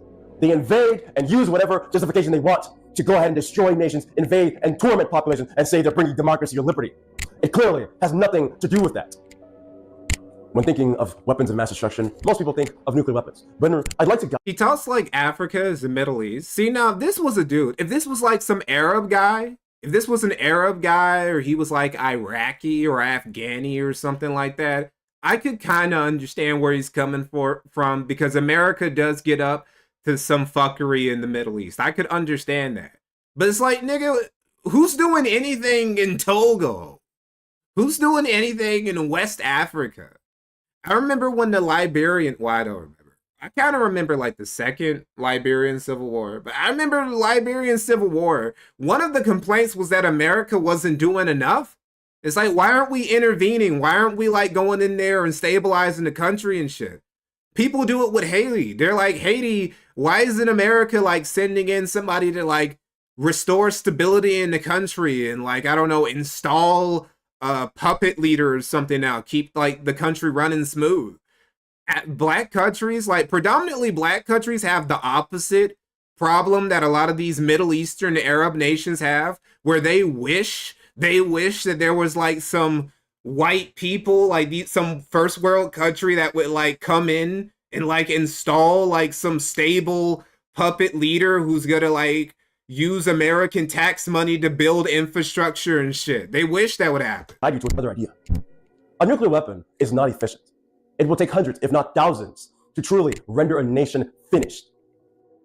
Instead, look to something like an EMP. An EMP is an electromagnetic pulse. When a magnet goes through a coil of copper, it generates current. This is when electrons move through a conductor. Electrons have negative charges, and as you know, like charges repel. An electromagnetic pulse is simply a pulse. Yeah, Kenya. Kenya is actually an example of an African country that decided to do something for like a non-African but predominantly black country. They sent in some peacekeepers in Haiti to try and restore some stability. Those motherfuckers end up getting like besieged by the gang members who were just like outnumbered them like 1,000 to 1, and they got no help from the Haitian government and shit. And, you know, this is part of the reason why nobody else wants to help. Of electromagnetic force. Basically, if the United States doesn't decide that to do something in Haiti, nobody else is going to help Haiti because it's really not worth it. Going through the air at the speed of light. And it acts as a force that pushes current in all conductors that causes them to overheat or fry. Those things then break. This means your typical phone all the way to the grand electrical grid. So you understand how this really works and how this is important. And this is why is he tapping? You mean why is he making that noise? That's because he has like his mic. He has it tied on in a weird way where like every time he just like moves slightly, it makes that noise. Most efficient WMD is an electromagnetic pulse. If it was to be let off at 120 miles altitude, just one, it would be capable of taking down all the electrical devices for 1,000 miles of radius. Hold on, he's talking about one of his supervillain plans if he was in charge of like the African nation. WMD is an electromagnetic pulse. If it was to be let off. Hold on, let me slow this down. I wanna hear him describe this in detail. Important, and this is the most efficient WMD, is an electromagnetic pulse. If it was to be let off at 120 miles altitude, just one, it would be capable of taking down all the electrical devices for 1,000 miles of radius on the ground. These are the capabilities and realities that black men of our politics that are concerned with our future must keep in mind. Why would you need that? Why would you specifically need that, Comey? Like, what are you gonna do with that? What would you do with a weapon like that? What would anybody who isn't like some fucking Saturday morning cartoon villain do with some shit like that? I'm not even sure if like the United States, I know that the US military obviously is capable of doing something like that with the Space Force or whatever. I don't think we would do anything like that because it's like, I mean, you're going to like basically shut down all the electrical like power in like a country, possibly like most of a continent, for what? It's like it say, we don't need that. What nigga needs a weapon like that? Device will quite literally turn off all electrical systems, planes, computers, phones, cars, grids, hospital systems, house compliances, anything else you can think of. Are you as a black man not tired of turning on your phone and seeing black women calling the most evil person in the world and literally loving their enemies? Are you? Okay, I think this is another thing. This is another part. This is another like little key element of this Comey lore, right? The way he talks, he's bringing up black women again, right? And he's talking about black women, talking about going on social media about how they love their what do you call them? Women calling the most evil person in the world and literally loving their enemies. Loving their enemies. What do you mean by that, Comey? What do you mean loving their enemies? You talking about like white women, black men, black women like lusting over like white men? Did you like come across the social media page that made you feel a certain type of way? Are you as a black man not tired of turning on TV screens and seeing nothing but rappers trying to represent you and I, influencing you and I and our future sons? Are you as a black man not tired of being a minority? Honestly, I'm using this. I didn't expect to call two people incels in this stream, but again, I'm going to show you guys something. I'm going to show you guys something later. This dude might be just like, I think he's a black cell. I think he's just a black incel who's just like, a lot of his like ideology is just him being like bitter, just him being bitter towards black women, right? I think he's just bitter. What's that one meme? The meme where it's like the beat it chick meme, where it's got the black nerd and he's like trying to ask a girl out and she's like, what's some thug instead? And then in the future, he's got like the Ferrari or whatever and the cash in his hand. He's like, beat it, chick. Like, this is that guy. Comey is the dude who's transitioning in between that. And right now, he's consumed with all this black incel rage. And he became a black fascist in like response. The country, are you as a black man not tired of puppets running our entire continent? Are you as a black man not tired of our neighborhoods being infested with drugs and guns that people who hate our guts placed there? Are you as a black man not tired of seeing a community that they have divided through the media? Are you not tired of courts that will take your children from you because the women they infested with feminism wanted to take them from you and go and live on government money and destroy 75% of our families? Are you not tired of seeing our population being mixed out of existence? Are you not tired of biracials representing us in the media, erasing real people of our population? At some point, you have to fucking say, this is not how things should fucking be. Jesus, calm down, buddy. Man, he got really amped up, dude. Like, something is really bothering him. You can tell that this is coming from the soul. Like, he's sick and tired. Like, there's something. Look at his eyes, man. Look at his fucking fish Togolese eyes, man. Something has gotten him fiery. There's some trauma. There's some trauma behind those eyes, and I think it involves a black woman it involves a black girl he had a crush on. A black girl he had a crush on who might have had a crush on a white dude instead. Tell you what, they don't have puppets in Russia. They don't have puppets in China. They don't have puppets in North Korea. They can't put drugs and guns. You sure about that? Into Chinese. You sure we don't have puppets? Because this is there, right? Like, we talk all the time about how we have Chinese spies in America, Russian spies in America, Iranian spies, Israeli spies, all of that obviously true. But what people forget is that we obviously have tons of spies in other countries too. We got tons of niggas in Russia, in China, in Iran right now who like at like just the fucking snap of Trump's fingers, they're gonna like immediately just like give us the nuclear codes and shit. And they probably aren't even like dudes like, they're probably people who are like in Russian and Chinese institutions and shit. But like, we don't hear about them. You don't hear about them getting caught because obviously America has better spies than Russians and Chinese. We just don't talk about them because our spies are so good. North Korean and Russian neighborhoods. They can't use the media to divide the Russian people or the Chinese people or the North Korean people. Black women are the only women in the world indoctrinated by people that quite literally want to eradicate them from the planet. Chinese, North Korean, and Russian women are not indoctrinated by the people who want to destroy them.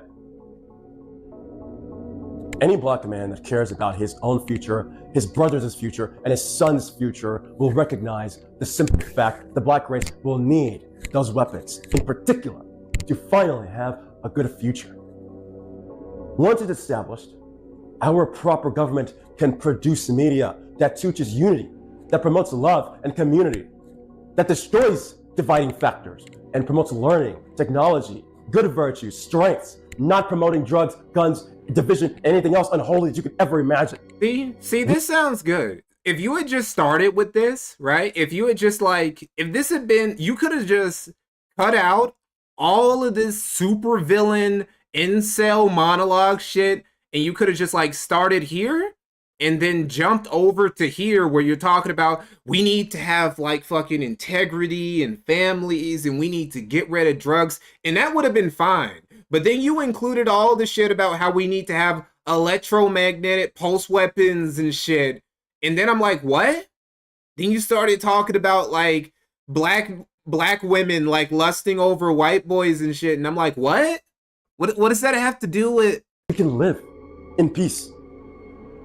We can live in peace and never again have to see another one of those creatures ever again. They will never have the capability to come to our space ever again. We can also then join the nations that are sovereign on this planet. Hail Zalman. Wait, what? Wait, what? Also, is this just the...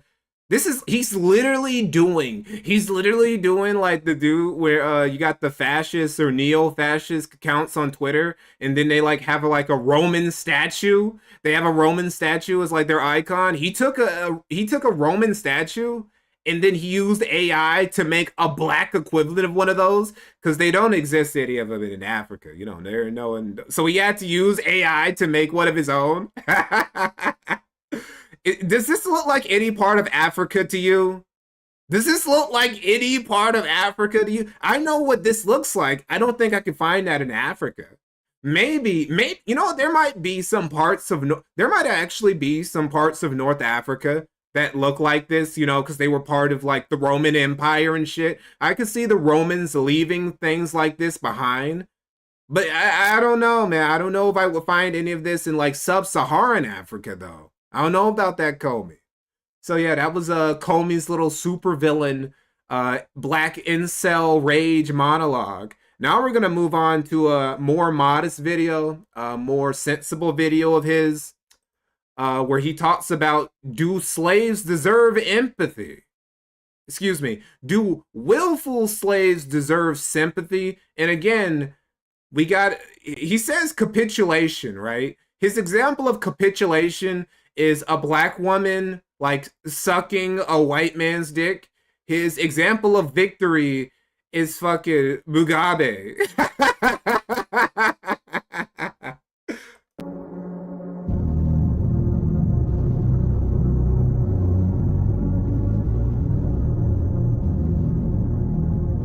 He's literally all of those alt-right, pro-fascist, pro-Nazi YouTubers from the from pre them all getting banned after the Charlottesville rally, like from like 2012, 2013, you had a lot of YouTube channels like this, but this is just one of those, but it's run by like a black incel. Hello. Today my message is against the idea of egalitarianism. Much of the black race has come to... What a start. Egalitarian. I mean, I guess I'm not really against this one. I mean, I guess I am against, like, I'm pro-equality. I'm not really pro-egalitarianism. Because I see what people who say they're pro-egalitarianism get up to once they get into power. But I feel like he's going to go in a different direction than I would if I had this sort of take and I made a video about it. Because the black race does not see itself as an independent sphere around the world. It does not see itself as one single pole needing to defend and sustain itself. So egalitarianism is the idea that all of us are sort of... Well, of course it doesn't, right? Like the entire idea of Pan-Africanism itself is completely like a made-up American thing. Like, black people in Africa don't think in Pan-Africanism because Africans have their own identities.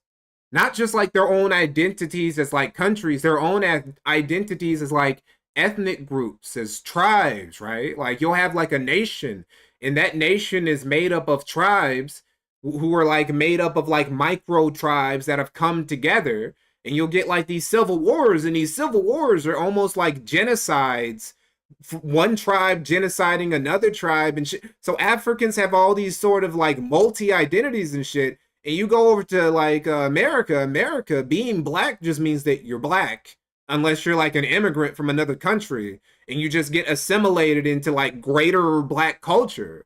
So Pan-Africanism, it literally doesn't work. It literally doesn't work outside of the United States. And a lot of guys like Comey here or Dr. Umar, they don't understand that. Well, I think Dr. Umar understands that, but he's a grifter, so he just pretends like he doesn't understand it so he can get niggas to give him money and shit. Deep fried cocoa, thank you, bro, for the £4.99. Brother went down the wrong career path. He should have been a politician lobbying for Lockheed Martin. Yes, he would have. He would have been like way better. Honestly, I feel like Comey's problem is just that he unironically is not a snow bunny chaser. I feel like there are a lot of dudes there's a lot of dudes who actually have suffered from snow bunny mind control. I'm not gonna lie. When Dr. Umar is talking about how snow bunny mind control has destroyed a lot of black men, he's not lying. But Comey is one of those niggas I think he would benefit from. If he would be great if he just like had a white girl, just like a basic white woman would be great for him. But unfortunately, he's like on this pro-black Pan-African shit. Like he needs black women to just get in line and shit, but they don't fuck with him because he's like autistic and a black incel and shit. And so that like he made this entire black fascist ideology to cope with the fact that all of the black girls he had crushes on when he was younger don't fuck with him. Equal, and all of us are upon a common plane. And this is going to cause more trouble than not. Egalitarianism is followed because many would like the West to engage in it, where the West does not see itself as a single pole. In other words, the Western white race does not see itself as an independent pole, but sees all races that happen to live in the West as a single pole. Multiculturalism, if you will. The liberal world order, where we do not see ourselves as races, but as individuals, liberal or liberated as individuals against any sort of common fascist ideas. This has led us to not see the differences within our own race. This has led us to not see the differences in humanity generally and even across other living beings on the planet. But let's look at two different natures that are very important for us to understand if we're ever going to reach racial success. Within the wild, there is a lion. A lion is something that simply cannot be tamed. It doesn't matter how much food you give it. It will never be tamed. It will never cede to you. It will rather fight you till the death. That is the simple nature of a lion. It values sovereignty and will over anything else. Even if it's starving, it will not ever see you as a friend. Whereas you have different creatures like puppies and dogs, let's say a Shih Tzu. A dog will befriend you and be your little slave if you give it food once or twice. It is as simple as that. Pet it a little bit, give it slight affection, and it will be your best friend forever. To not see the stark differences between these two creatures in the world is going to result in a problem. See, another problem with Comey is that he has the same problem that a lot of the Wignettes back in the day had, is that, I've said it a couple times now, but he's dry. He's just a dry guy. He talks in these boring long monologues with all these fucking these analogies ripped straight out of Nietzsche and shit. And it's just it's tiresome. It's tiresome, and also this shit doesn't sound that impressive coming from a dude who hasn't done anything. Like these sorts of speech, dudes who are like generals, dudes who are warlords, dudes who have been mercenaries, or just niggas who like have been in gangs, they don't make these sorts of super highfalutin super villain monologues like this. They don't do that. They don't make these analogies about the wolves and the lions and the puppies and shit like that, because they're too busy out there like living like the ubermensch that they are, as the uninhibited men that they are. These sorts of speeches are how boring motherfuckers who will never change anything and who don't have like the guts to go and like commit the violence they keep trying to encourage other people to get up to. This is them like coping about why they don't need to go and do it right now. Because how exactly does the black... And this is why Nick Fuentes was able to come up and take over like the far right, really. Because unlike all those other dudes, he was able to like do this with some levity and some wit. Part of Nick's advantage was that he just didn't take himself super seriously all of the time. That was a big weakness with the Wignets like a decade ago. Guys like Richard Spencer and all them. And it's a weakness for Comey too. Race reach liberty when there are those with slave nature being seen as equal to those with lion nature within this race. There are black men who are entirely fine with this position. During slavery, there were those who argued in favor of being with their owner. There were those who rather fight to the death. There are those in this world that are completely fine with capitulation, completely fine with loss, so long as they are somewhat comfortable. And this is the nature of many people. Within the white race, for many, many centuries, there was nothing but an aristocracy in charge of that population, and the other 90% were peasants. It's estimated that 90% of Europeans throughout most of its history, or at least during the Dark Ages, during the medieval ages, were peasants, effectively slaves that worked the land for their owners, the aristocrats. These were simply people who won, and then there was people who lost. I would ask you, why don't the slaves revolt? Why didn't the peasants revolt? They did a couple times here and there. But for the large part, even those were really led by other elites that simply got troubled enough by other elites that they felt they could use the slave population to fight the elite of the elites. That's all that's happened there. This race needs to realize that some people just don't deserve victory. And we shouldn't be expecting them to ever fight for victory unless we can own them ourselves. My morality is... So he's basically saying some people just deserve to be slaves? You know, some people, they just deserve to be slaves. There are some people who are just better than other people, and they deserve to be in charge and rule over the people who deserve being slaves. Also, I find it very impressive that even as a nigga, even as a black guy, he still managed to find a way to give him like one of them Edgar ass cuts, right? One of those Edgar ass haircuts and shit. I think that's very impressive. He managed to pull that off even while being black. Really the purpose of this video, to speak on... It just goes to show that when you're an incel, it doesn't really matter what race you are. You always come out about the same. Exactly it stands upon. What does it stand upon exactly? We care for different creatures. To mention the dogs again, we care for dogs. Even though they can't beat us, it's not by force, it's not fear that makes us like dogs. We simply are caring creatures. We see other living beings upon the planet and we want to make their existence better. We know what pain feels like and we know what happiness feels like. We wish to care for other creatures. This extends to other humans as well. However, when we see a situation where our black race is being robbed, millions are suffering, and you see those same millions not caring to do anything to change it, you will begin to really see how this world works. It is meant for a certain percentage to rule and another percentage to never even understand how the world works, to always be in that submission position. That is simply the case. Black men who care for sovereignty, who aren't bought over by slight comfort, need to understand that and begin to draw the line between us and the others. I don't have morality for them. I don't have any care for them. Do they deserve care? Do they care for themselves? I talked about this before. The reason I am not a communist is because why would I be a person who wants to liberate the working class when the working class doesn't want to liberate itself? Today, the working class will turn on the working class if the elites will give them small little sprinkles of cash. Are these people really truly loyal to anything? I think the answer is no, and that is probably the eternal truth. It's probably something that's going to be the case forever. So when you think about achieving something like Pan-Africanism, and you think you're supposed to ask everyone what their thoughts on it are, and you're supposed to get the opinion of all, and you need the approval of all, I would remind you that no one asked Africa for permission the last time they brought it all under European rule.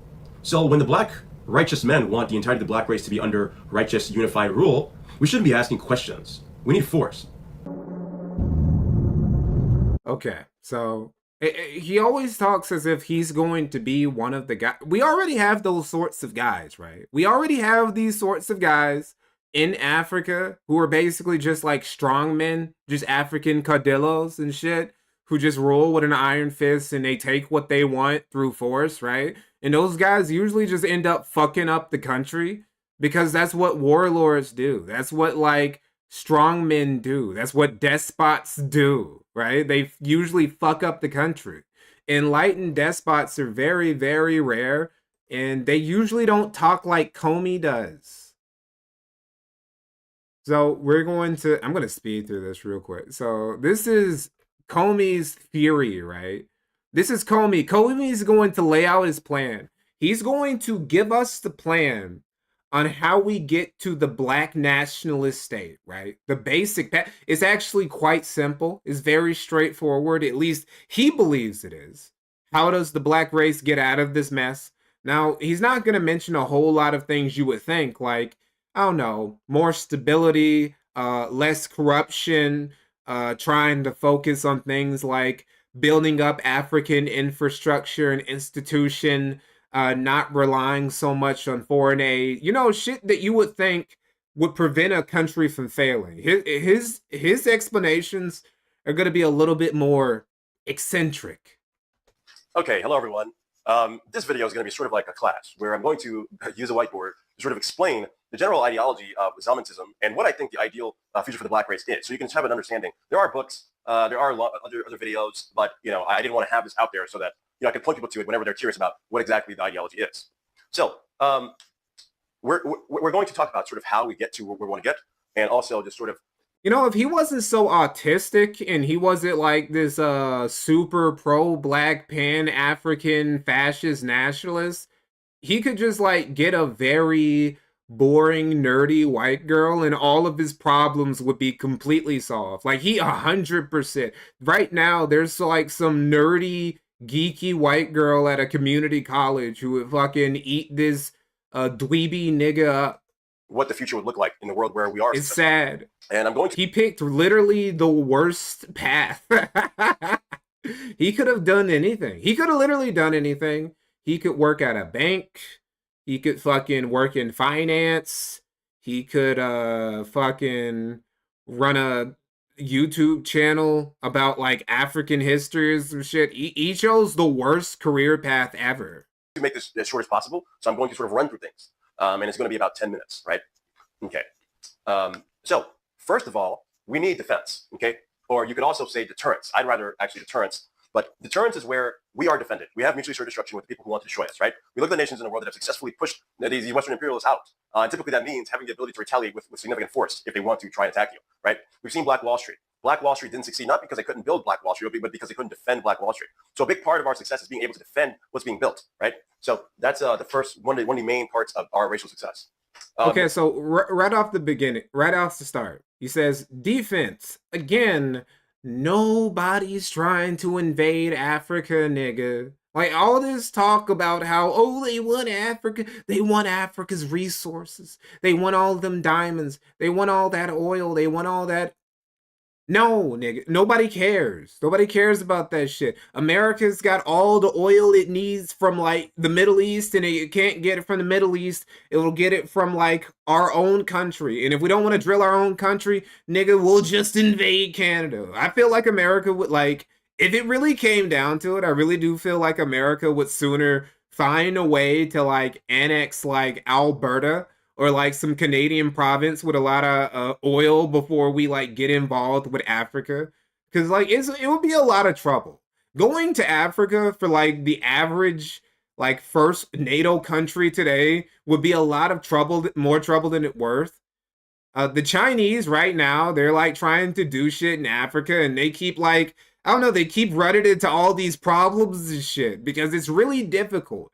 It's really difficult to like handle all the corruption. Again, I want anybody, what's that documentary, Empire of Dirt? That's like how it is. That's how hard it is just to build a road in Africa. Let alone you want to invade it and just take all the resources and shit. That shit would be so, the money alone, it wouldn't be worth it. Next is consolidation. So consolidation is simply the part where we Skulltia, thank you for the €5, buddy. Have an ideology.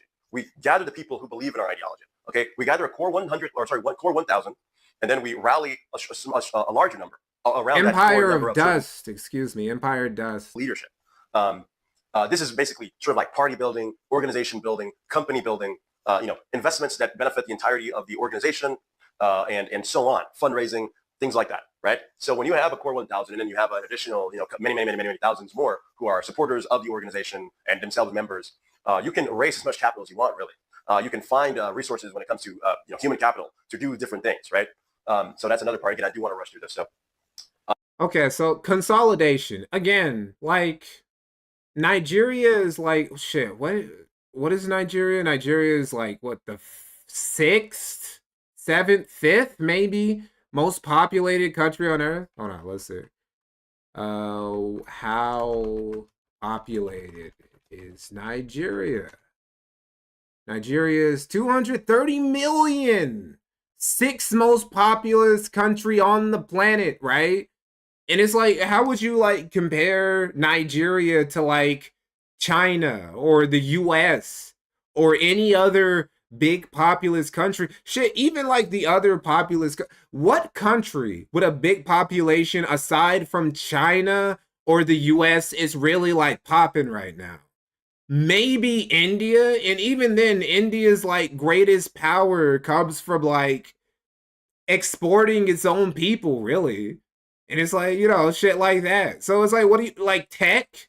Maybe it's like having a lot of people. Maybe like 200 years ago, having a big population by itself was like this super population, like this superpower. But once you get past a certain like number of people in your country, it's not really, it doesn't really matter anymore. Next is expansion or slash empowerment. So this is a stage where the right people actually get into government position one way or another. Get into positions of influence over companies. We actually have companies that influence things now, control over minds, literally meaning being in government, right? Establishing a government. Whether that means, something like, ideally, I'll just paint my picture. Ideally, something that spans the entire African continent, influences the black population in the U.S., the Caribbean islands, and the black population in South America. That's ideally something that's sort of loosely connected in certain places, but more hardcore in power in different places. So imagine like there is a monarch over Africa, but the monarch doesn't have total decision-making ability in everywhere, but only has ability to own certain amounts of land, certain mines, and has the ability to make certain laws and add certain parts of the constitution, things like that, right? But in certain parts, he is indeed in total control. So just imagine something like that for now, because we are trying to rush through this. So after you have this, right? After you have the defense and deterrence, meaning no Westerners can interfere, no one can interfere, and you have consolidation, you have this core 1,000 and all the supporters, right? That's really going to be, I believe, something around 100 million people, right? Something like that.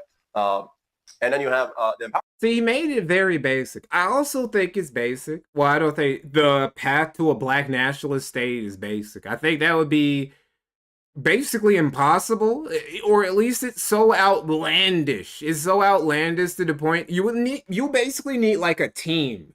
You basically need like a team of all of the most high IQ, like a bunch of Yakubs. You basically need like a super team of like 100 Yakubs banding together in order to pull something like this off, right? But like, I feel like the path to improving African countries actually is very basic. It has nothing to do with any of this shit he put on the board, right? It's shit like getting rid of corruption, diluting tribalism, improving infrastructure, improving institutions, shit like that. You can go through a cleanse, right? So we're going to sort of get to that over here. But we have portions of the population that are just totally toxic, that are ultimately creations of the last 400 years of failure. They're the creations of being broken. Just slavery is just in their blood. They love their enemies at this point. They're like broken people, right?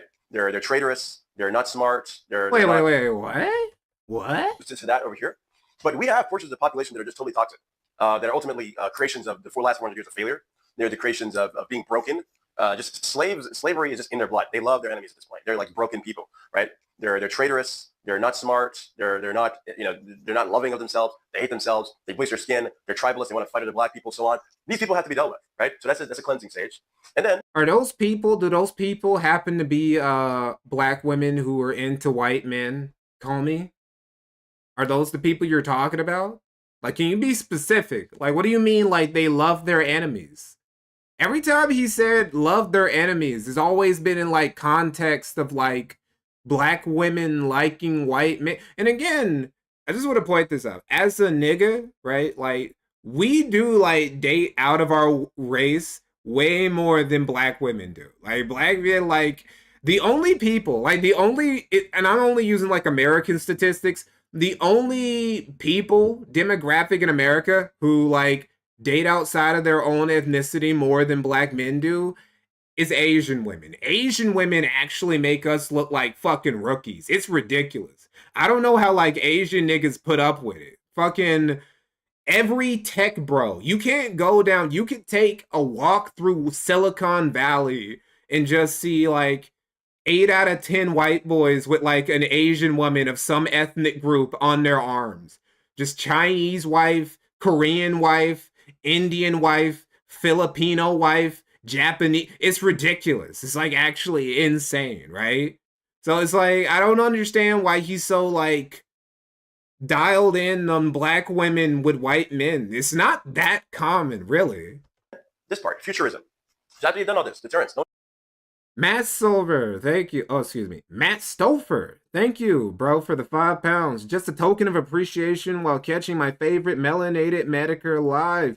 Appreciate the docs and streams. Thank you, bro. one can interfere. You have the population of good people. You've managed to get into power, and you've removed every bad element. At this point, you do have free reign. You've gotten rid of all those black bitches dating white men. They're all gone now. You have all the resources. If you want to put it into space exploration, we can finally do that.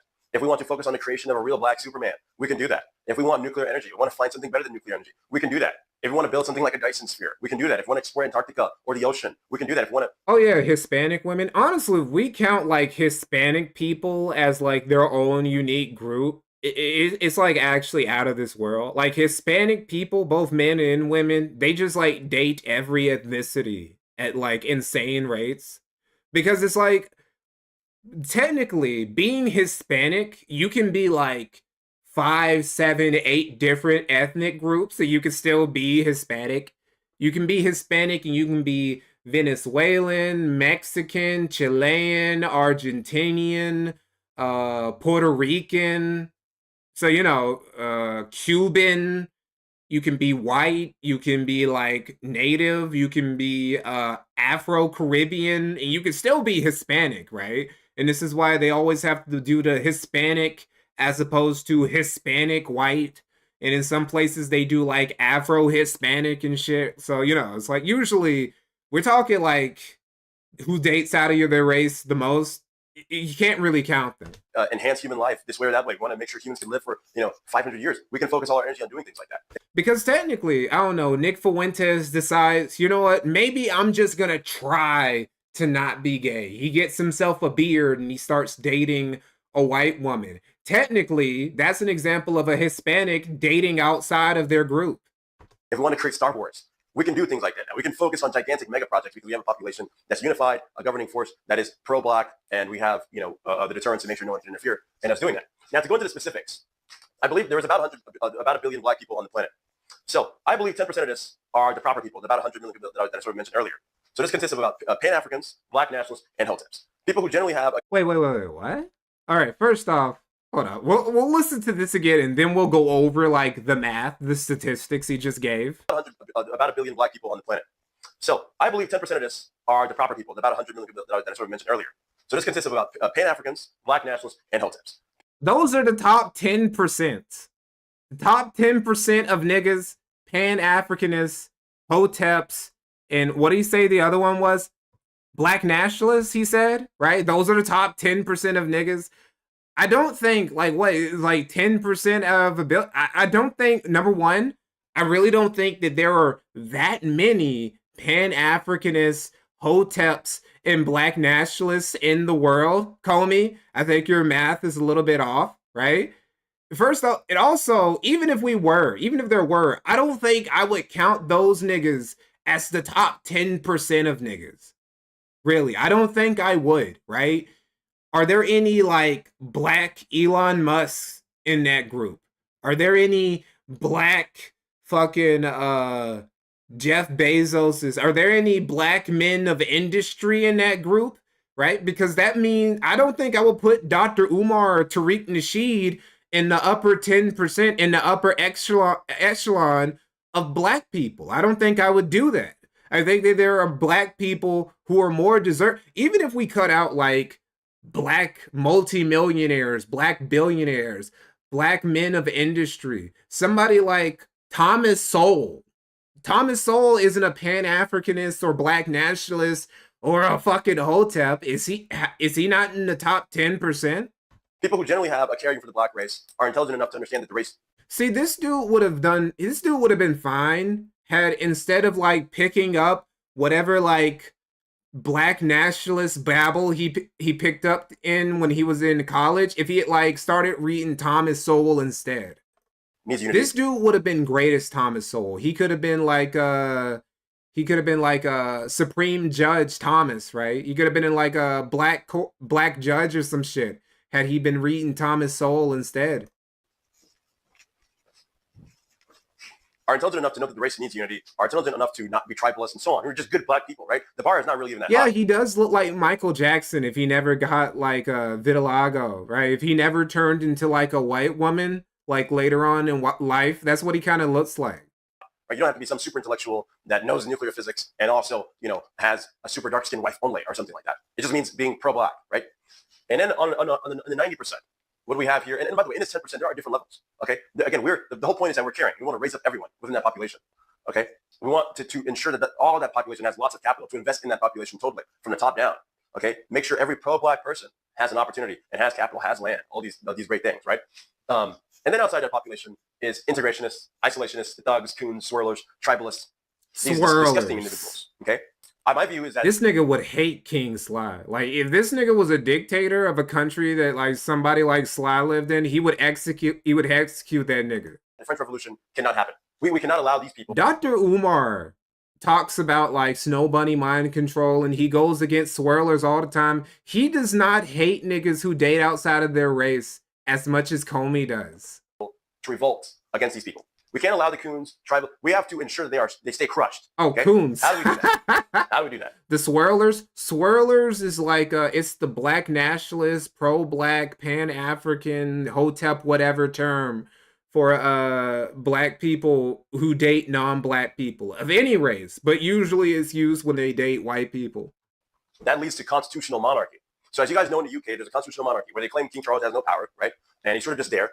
And then there's a parliament for everyone else, right? So here's how I think that would work. So the constitutional monarchy, so the 100 million, they're going to want the monarch to have more power. They're going to want the aristocracy, which would consist of this core 1,000 people. That's aristocracy, but these are like sort of the upper class out of the entire. Hold up, he's getting a bit more detail. We'll slow it down real quick. Just a little. Let's hear him explain this part in detail. They're going to want the monarch to have more power. They're going to want the aristocracy, which would consist of this core 1,000 people. That's the aristocracy, but these are like sort of the upper class out of the entire billion, right?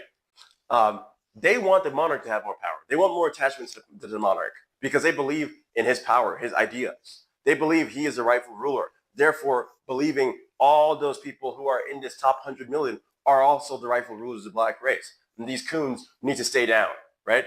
Means no French Revolution here. Peasants, stay where you are, right? Okay? Coons need to stay down. Oh, thank you, brother, for the $2. Asian here, money helps. Yes, it does. Thank you, dude. So how do you do that? Education for these people, right? Education for them, capital for them, land ownership for them, given over by force to them, right? All these good things. Whereas for these people who are already dumb, lazy, and disunited, right? Make sure they keep having abortions. Make sure they don't have education. Just keep having abortions. He's just gonna genocide them. That is his grand plan. This pan-Africanist, right? Like this pro-black nigga, this black nationalist, his grand plan to bring up black people, just force 90% of like the bottom part of blacks to just have abortions so like they don't reproduce. Make sure they keep. So like in Comey's perfect world, black people will go from like 1 billion of the population to maybe like a couple hundred. This is actually more extreme than what like white fascists propose for what they want to happen to black people. Like I want 90% of all black people on earth to not produce again. Most white fascists wouldn't say something that extreme. Keep having abortions. Make sure they don't have education. Make Oh, sure keep them retarded too. Oh, we want to bring up black people. Okay, we don't want them to have. We want them to not only have abortions, and the ones who are already here, they don't even teach them how to read. there's degeneracy promoted to them. Okay, make sure they're divided, and we can keep all these coons down.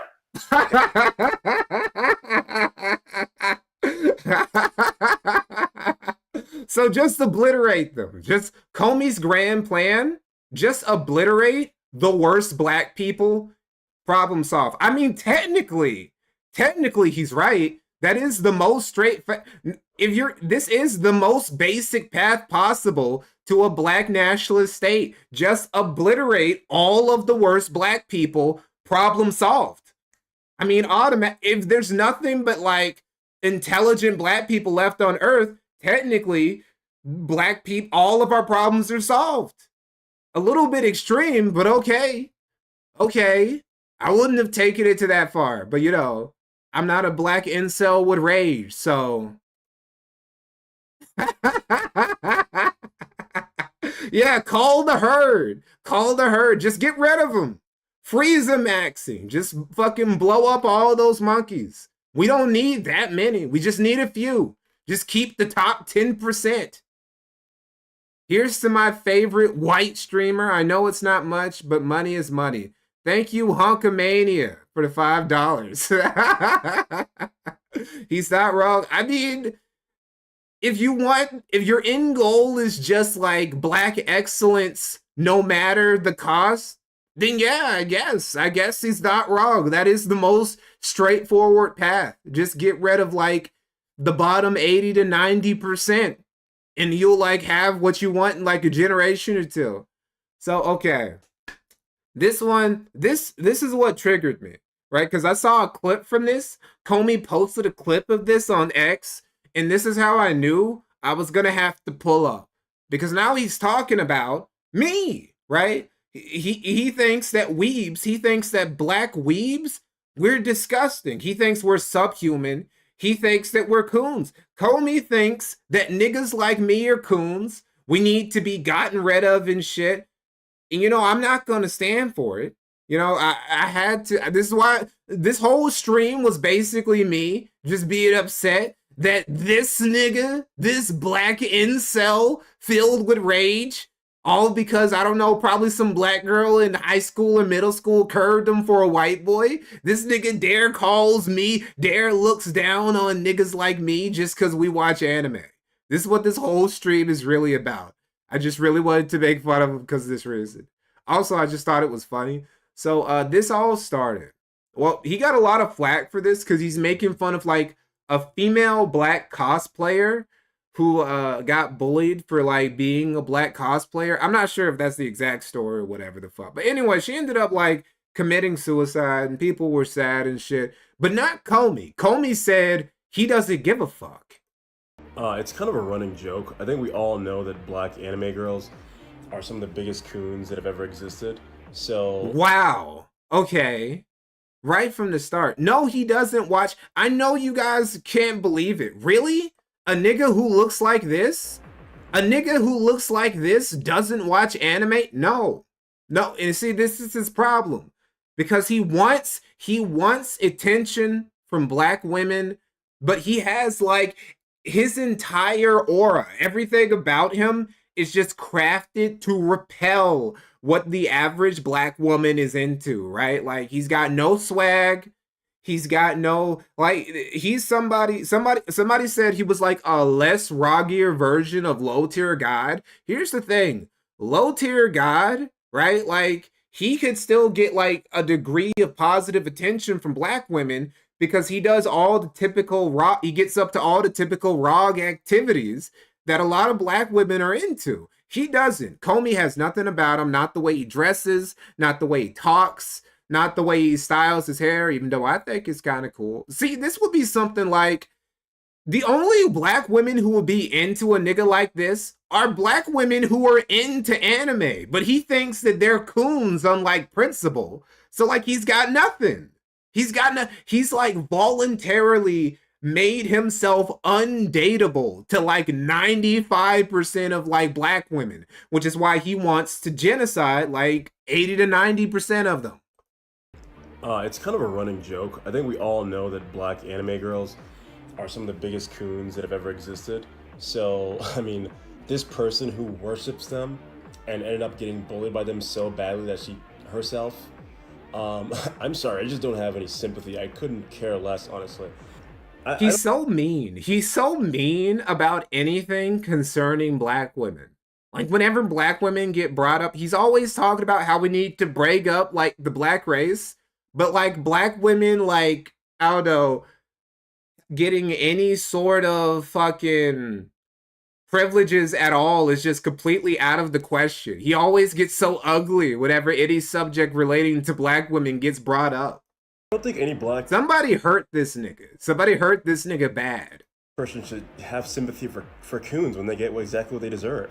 Like, you want to be a part of their thing so badly? Fine, who cares? I'm glad there's a large number of people who agree with what I'm saying, because, I mean, black people need to stop having sympathy, again, for, like, traitors. Like, let them get exactly what they deserve, and let them sort of wallow in their own sorrow when it comes. Wow. Wow, dude. That's crazy. This is insane, Colby. This is insane, dude. That's crazy, man. And like, you wonder, right? You wonder why he has the problems he has, why he has the issues he has, why he has the complexes he has. All right, hello everyone. Oh no, we got something. I got something. At the very end of the stream, I got something to say about this nigga. I got some, well, it's not as incriminating as I would like to, but it's gonna be funny to see. But first, we gotta get through this video about how black weebs they're like, we're the worst. We're actually the worst type of blacks. We're worse than gangbangers. We're worse than drug dealers. We're worse than any sort of like black you can think of. We're the worst type of coon. This video is certainly going to upset a lot of people. They're going to dislike this a lot, but it has to be talked about. So I made a video recently, and it was about the girl who offed herself, the cosplayer, and people were so upset about it on Twitter. Now here's the deal. I have not a bit of sympathy in the world. I didn't care, and I made it clear that I didn't care. And people are going to say, how can you be pro-black and not care that someone offed themselves who was black? Okay, wait, somebody said something about the flag.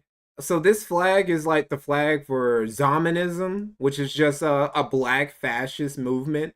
So what you see here, it has like the usual Pan-African colors, the usual Hotep colors of red, black, green, and white. What? No, this is like the Hotep colors, but it's been like fascified, like Hitler euthanized is what this flag is.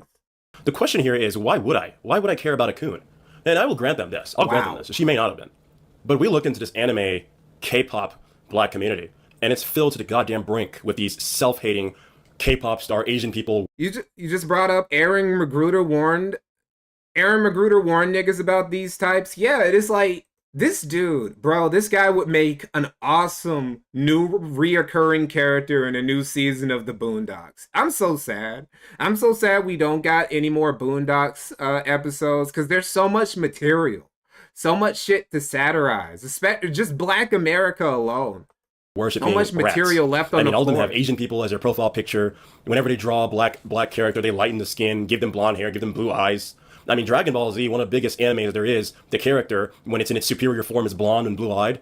You think a black person who indulges in that isn't going to be a little bit... This is like the movie Bob argument when he was talking about how Halo is pro-fascist, because it's like, to become like a Spartan in like Halo means to like become this super ubermensch with blue eyes and shit, and that's problematic. Influenced by that, by the secret messaging there. And I mean, Japan is literally a puppet state of the US. Like, for what reason would I have sympathy upon a person who watches that? And here's, and you know, so if we're... Like, every country... See, this is the thing. When they say, like, Japan is a puppet state. Japan is a puppet state. South... Nigga, every fucking first world Western democracy is a puppet state of the United States. Japan is a puppet state of the United States. South Korea is a puppet state of the United States. The UK is a puppet state of the United States. Pretty much every country in the European Union is a puppet state of the United States. Ukraine ain't even a first world fully developed country, and it's a puppet state of the United States. America is like a superpower first world hegemon, right? It's the empire. It's the modern day empire. We are the empire that the fucking Chinese and Russians and all that shit, when they complain about us on Twitter and shit, and all their like fanboys and tankies and shit, they talk about the American empire. It's real. We are that. And every country is our puppet state. Being an American puppet state, that's not even an insult. That's just the reality. Assuming this person is a part of that community, we can assume that they're like the people in the community. Because I'm certain that the sort of people who are complaining about it, if a black American... And we're a really real, I'll get off this, but we're a really lame empire too, because we're the only empire that low-key gives more than we receive. Because the big thing about the American empire is that we just want to keep the big thing is basically this: keep the sea lane stable and stop anybody from using nukes at any cost. Those are like the big things for the American empire. Just America gets to be this, we control all the sea lanes with our super duper navy and shit. We're the ultimate sea power. We control all the major sea lanes except like the coast of China and shit, in certain parts of the Baltic, because that's where Russia is, right? And also, nobody nukes anybody else. Those are the only things that the American empire are concerned about. We don't get to do all of the crazy imperialistic shit that the British or the Romans or the Mongols got up to, right? So we're really lame empire too. And was a part of the manosphere or something, or some red pill stuff, you probably wouldn't give that person the benefit of a doubt. You probably wouldn't say that person probably wasn't a red about it. If a black man was a part of the manosphere or something, or some red pill stuff, you probably wouldn't give that person the benefit of a doubt. You probably wouldn't say that person probably wasn't a red pill. He probably wasn't a coon. He probably wasn't some, woman hater. You'd probably say, if you're a part of the community, almost certainly you're like the people in the community, right? That makes total sense. There's nothing wrong with that. That's totally rational. So we look at this K-pop anime community, and we see self-hating people. They're like, well, the black population was mean to me. It wasn't nice to me. So now I love white people, and I love Asian. Muted myself by accident. Yeah, K-pop niggas are getting strays too. Anybody, if you have any degree of if you like any sort of cultural export from any of those yellow niggas over there in East Asia, you're a problem. He probably hates the Wu-Tang Clan too, because they like all the kung fu movies. And we see self-hating people. They're like, well, the black population was mean to me. It wasn't nice to me. So now I love white people, and I love Asians. I just feel like I belong here more. This is literally just integration. A bunch of people who are mad for whatever reason. And by the way, they love to call themselves nerds. Oh no, this guy isn't gay. He's not gay, right? He's not. I'm going to show you proof that he's not gay, right? It would probably be better for him if he was gay. But no, unlike the OG Nick Fuentes, who hates women because he's gay, and it makes him bitter because, he wishes that he could have relationships with men like women do and shit, and he just thinks they're useless as fuck and all that stuff. This Nick Fuentes, he hates women because black women don't like him. But he's a black incel. The OG Nick Fuentes is a volcel. He's a voluntary incel because he's gay and he can't have the gay sex he wants to have without destroying his movement or ruining his brand or whatever. This Nick Fuentes, this black Nick Fuentes, he's an incel. He's just a regular incel. He's just a regular black incel with rage. Do you people have 1350 essay scores? SAT scores? And I know that's not the best in the world. Yeah, they're probably like, oh, you got a 1350? But I mean, are these people even nerds? He's such a nerd, bringing up SAT scores to dunk on somebody. What a fucking dweeb. You can tell black girls were mean to this nigga back in school. It's already just coons. Just lame duck coons. So look, I have no reason to have sympathy for a coon. Okay? I have no reason. Black people who are pro-black have the right to dislike people who are anti-black and black, regardless if they're black or not. This is the equivalent of going back to World War II. You're an American fighting for your nation, and then there's this spy for Germany. And then you say, well, it's not her fault that she's a spy for Germany. She just so happened to be moved by the propaganda. What the fucking hell? What? If she What an analogy to make. Being like a black woman who's into anime and does cosplay is the same thing as being like a German spy in World War II. Like, damn. Black bitches can't do nothing in fucking Comey's black nationalist state. that stupid, if she's literally mentally retarded, well, maybe this person is like just bad. We should consider her a bad person. We shouldn't have sympathy for her. She's a fucking danger. That's what I think about coons. So if a coon offs themselves, I think we should celebrate it. We should be happy about it. Wow, dude, that's insane. This is the most insane take I've heard about this. Like, I've seen some discussion about this specific black cosplayer, her suicide. There's been some discussion about it. This is by far the craziest take to come out of it. And this nigga ain't even part of like the anime community. He thinks that all people in the anime community are like just coons, unprincipled. We should be clapping and partying. This is what we should do. Okay? And now the next thing is they're saying that I'm saying being a part. Shit, I might need to do a doc on this nigga, right? Because I thought it was just a stream, but now that we're going through it in depth, I'm like, dude, this guy is insane. Part of the anime community is why I dislike her. I mean, they can't even come up with good arguments. The reason I dislike these people is, like I said, because they're a bunch of coons. They have Asian people as profile pictures. They worship K-pop Asians. They draw their characters light-skinned. They freaking give them blonde hair. Whenever you see the love interest for their little drawing characters, it's always a freaking Caucasian or Asian. I mean, go on Pinterest right now. Go on Pinterest and search up black anime couple. And like 70% of the black anime couples that show up are going to be fucking interracial. So like, I can accept if you're a prideless little rat and you like worship these people and you sort of know who you are and you're a coon and you're these like sort of self-depriving rats that sort of, again, like just sort of know who you are. You know, I can accept that honesty, but don't come to me and act like me disliking this population doesn't make sense. We all know that the black alt people, the black K-pop people, the black anime people are a bunch of fucking coons. They're a bunch of self-hating, non-black people worshippers. That's just the fucking truth. We've all seen it. Again, you think Dragon Ball Z, which portrays the character in its superior form as blonde and blue-eyed, and then in a lesser form, technically, in its brunette and brown-eyed form, is a lesser form. You think that doesn't obviously show something in the anime community? Dude, that's such a schizo thing, such a schizo conclusion to come to. Well, look, they fucking, to go Super Saiyan, to reach his ultimate form. I've seen so many, like, there's so many black anime fans who've made this specific joke, right? Like, they pretend to be Hoteps. And they're like, well, look, brother, you got to think about Goku to reach his ultimate form. He has to get blue eyes and blonde hair. It's like, it's a joke in like the black Dragon Ball community. But this nigga takes it 100% seriously. He thinks that like, it's like a dog whistle. Are we just going to act like that doesn't fucking exist? There's literally like a movie. There's a scene in a Dragon Ball Z movie where it's like Goten and Trunks, they're like fighting Hitler and the Nazis in hell, and then they like go Super Saiyan, and then after they beat Hitler's ass, they're like, damn, I wish I could have recruited him. Right? This is like an actual in-universe joke. This dude is taking it 100% seriously. Give me a fucking break. If you guys are a bunch of coons, you're a bunch of self-hating rats, be who you are. Let's acknowledge and accept that. Let's not act like you deserve sympathy.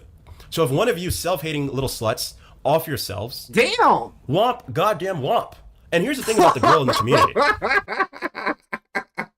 Whoa, this dude is going insanely hard. Like, she didn't do anything. This girl, right? It's like this. People have actually looked at her Twitter. What's ironic is that her Twitter, she was actually, I wouldn't say pro-black, but she was one of the black SJW type black women and shit. I don't even think she had like a white boyfriend or Asian boyfriend or anything like that. So she's not like, I don't know, she's not somebody who's like making kissy faces. I don't know, she probably did have like a white boyfriend. But you know, it's like she wasn't like one of those types. But he's just like dumping on her so hard, like she's this ultimate race traitor. Like she's just like shits on black men, which there are a lot of black women who do like, they get on spaces. So I really need to start like, I wish there was a way to record Twitter Spaces. Because some of these Twitter Spaces, somebody will post clips from what happened in a Twitter Space, and we're going to look at, no, it's from a Discord. But sometimes they post shit that happens in these Twitter Spaces, and some wild-ass discussions happen on Twitter in these Twitter Spaces, because on X, there's like no... There's moderation, but it's not like as bad as like YouTube or Twitter at all. So you can get away with saying all sorts of shit, especially because like they don't save them. They don't save a lot of these spaces anyway. So you can just say some shit like, oh yeah, bro, we should definitely make rape legal. And you could just like say that on like a Twitter space and it'll be lost forever for some shit. And I wish there was a way to record them. But no, you have these Twitter spaces where black women will get in and they've literally been talking to white nationalists about how they like wish that the white nationalists would like start doing things about black men and like saving them from like black men and shit. It's insane. Like insane shit is happening like all over Twitter and shit from like every direction in like black Twitter or whatnot. I really should talk more. I'm gonna talk more shit about black YouTube and black Twitter and just all these pro-black movements and shit in like 2026 after I get some of these other docs off the docket that I have to get through first. Because there's a lot of insane shit. You got characters. He's not even the craziest guy. He is very crazy. It's like he's gone up in my ranking a lot just based off of the bit of content we've watched. You wanted acceptance from whites so bad that when they... He might be the only black dude, like, below the age of, like, 35 who isn't a Dragon Ball fan. I think that if you like, got a crowd of, like, black men between the ages of, like, 14 and 35 and you just, like threw a fucking shoe at one of them, right? It's going to land on a black guy who likes Dragon Ball. He might be the only guy in that crowd who wouldn't like fit the bill. They didn't give it to you, you offed yourself. Oh, boo-hoo. Boo fucking who, dude? What the fuck do you want? Why am I evil for not giving a fuck? How am I evil for not giving a fuck about that? Black people who work... Well, it's not that you don't care. If you didn't care about some stranger committing suicide, that'd be one thing. Is you saying that we should celebrate it when like black women who just like do cosplay kill themselves? We should like clap and celebrate when you do that. That's kind of the problem here. Towards a black community and are the only people who support black people. Why the fuck should we care about anti-black black people? Give me a fucking reason. You know, because here's the left. And here's why the left is failing. I mean, anyone comes along crying like you're just supposed to have eternal sympathy for the most self-hating, useless people. Like we're supposed to just have sympathy for those people. And you can't say we need to be strong. You can't say we need to have some fucking order. You can't say you have to be capable to actually succeed. I'm sorry, do you think you're gonna beat Nazis by like sympathizing with them, or do you need to be Stalin?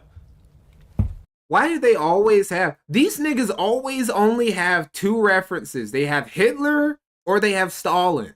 Like, those are the only two people who fucking exist. It's just like, he's literally Black Nick Fuentes. He has two references. He has Hitler and he has Stalin. And that's it. Like, there were no other major historical figures aside from Hitler and Stalin. You know what I'm saying? And even though he's not even like a communist, he's a black fascist, just like the original Nick Fuentes. He hates communism, but he still loves Stalin because he was like, I don't know, he was awesome. How he just like killed millions of people. Fuck, you know what I mean? And we're gonna act like I don't make sense or something? I mean, what level of delusion are we in? Remarkable levels of delusion. So you're not gonna get an inch of sympathy. You're not gonna get a fucking centimeter of sympathy out of me. I couldn't care less that a coon off themselves. That's just too goddamn bad for you. That's just too goddamn bad for you. I have eternal sympathy and empathy for pro-black people. And in fact, I'm not a racist or something. I'm not. Like, you're trying to pay me out to be the devil here. That's kind of like...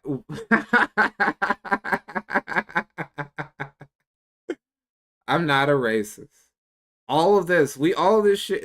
You're not a racist? Are you sure, Comey? Are you sure you're not a racist? I'm simply not the devil. So, anyways, that post that went viral, and they're so mad about it. I don't care, because at the end of the day, black nationalism is evolving. The pro-black space is evolving. We're not doing this kumbaya, fucking wearing dashikis nonsense anymore. The deal is this: the black race needs to be strong. People who care about the black race matter. People who want to stay out of our way matter. Our real allies matter. That's what fucking matters. You know how they say? You know how they say that Charlie Kirk was the moderate option. Now that he's dead, you get Nick Fuentes. This guy, he is to Nick Fuentes what he's like. We got rid of Dr. Umar. Like, Dr. Umar has fallen off. So now he's the new guy. He's gonna be the new face of Pan-Africanism. Now we gotta deal with this. Sorry, you lost the moderate option. You didn't want Dr. Umar. Sorry. Now you get Black Nick Fuentes. Sorry, you should have thought it through. It's not about fucking having sympathy for coons and degenerates and caring for them when they do absolutely nothing for their own race and in fact love their own enemies. So again, to the K-pop people, to these fucking anime black people, if you love your enemies so much and your enemies end up causing you to commit, womp womp, bro. Too fucking bad. With that said, have a great day, everyone. Thanks for watching.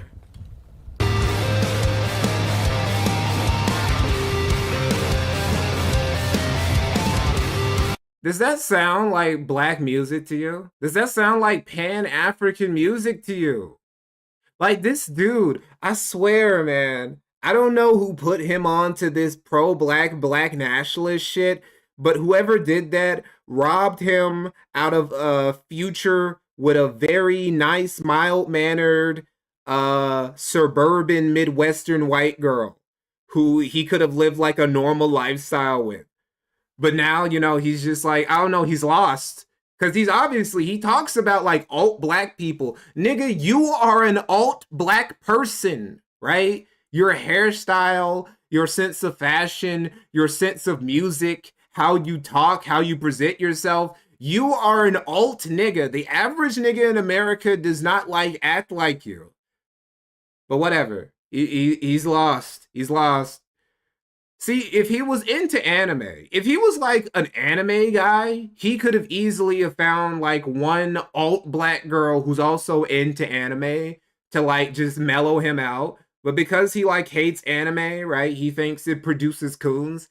He robbed himself out of like basically 90 to 95% of like alt black women. So he's shit out of luck.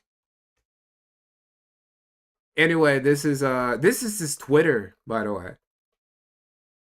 This is Comey's Twitter right here. And we basically already watched most of these videos. So, no. Is there... And now, the next thing is there... No, yeah, we watched that one. Okay, wait, what am I looking for then? Russia can literally... No, we watched that one too. Where is it? Well, whatever. It doesn't matter. We don't need to look at it anymore. What we will look at, though, is... Oh, shit. Hold up. I made you... You guys got to see it. You guys got to see white Twitter for a minute there. I didn't want you guys to see that shit. So, this right here. So, one of the things about Comey is that there's a bit of a rumor. There's a bit of a... He's got allegations of being a pedo, being a pedophile. Because what is a Nick Fuentes clone without some degree of pedo allegations? What are they? So here we have, this is going to be this is going to be black as fuck. This is going to be some of the blackest shit. Niggas are going to be laughing. They're going to be talking over each other and shit, right? It's going to be incomprehensible, right? But Comey is going to give us some hot ass takes from this Discord call, and he's gonna we're gonna get down to this because I want to give him a chance. I want to give Comey a chance to explain himself here. Yeah, Comey. Right. Everybody get muted. Look, I don't think there is a need to defend anything. I think you're mistaken. I don't think you have to defend it. So I would say your first mistake was thinking about defending anything. I don't think you guys understand my morals if you think I'm sorry about the car sound. Like I said, this is very black, so there are a lot of beeps in the background because I don't know, some nigga didn't want to close their car door or whatever the fuck. I care. If anything, I just want to. I'm more so upset that 556 joined you all. That's unfortunate. But otherwise, I don't think it's important. Those messages, the screenshots that you guys are all referring to, was from back when I was 17. And those are many years ago. That's bro. That's lies, bro. Okay, so he says, so somebody has presented some screenshots of Comey trying to talk to a young black woman, right, who may not have been of age, and Comey is defending himself by saying, "Well, hey, I was 17." Look, no, Look, I want you to understand. Look, I want you to understand something, though. I don't. Even if it was from yesterday, I wouldn't care. I'm telling you now. Bro, what? What? No, I don't. Even if it was from yesterday, I wouldn't care.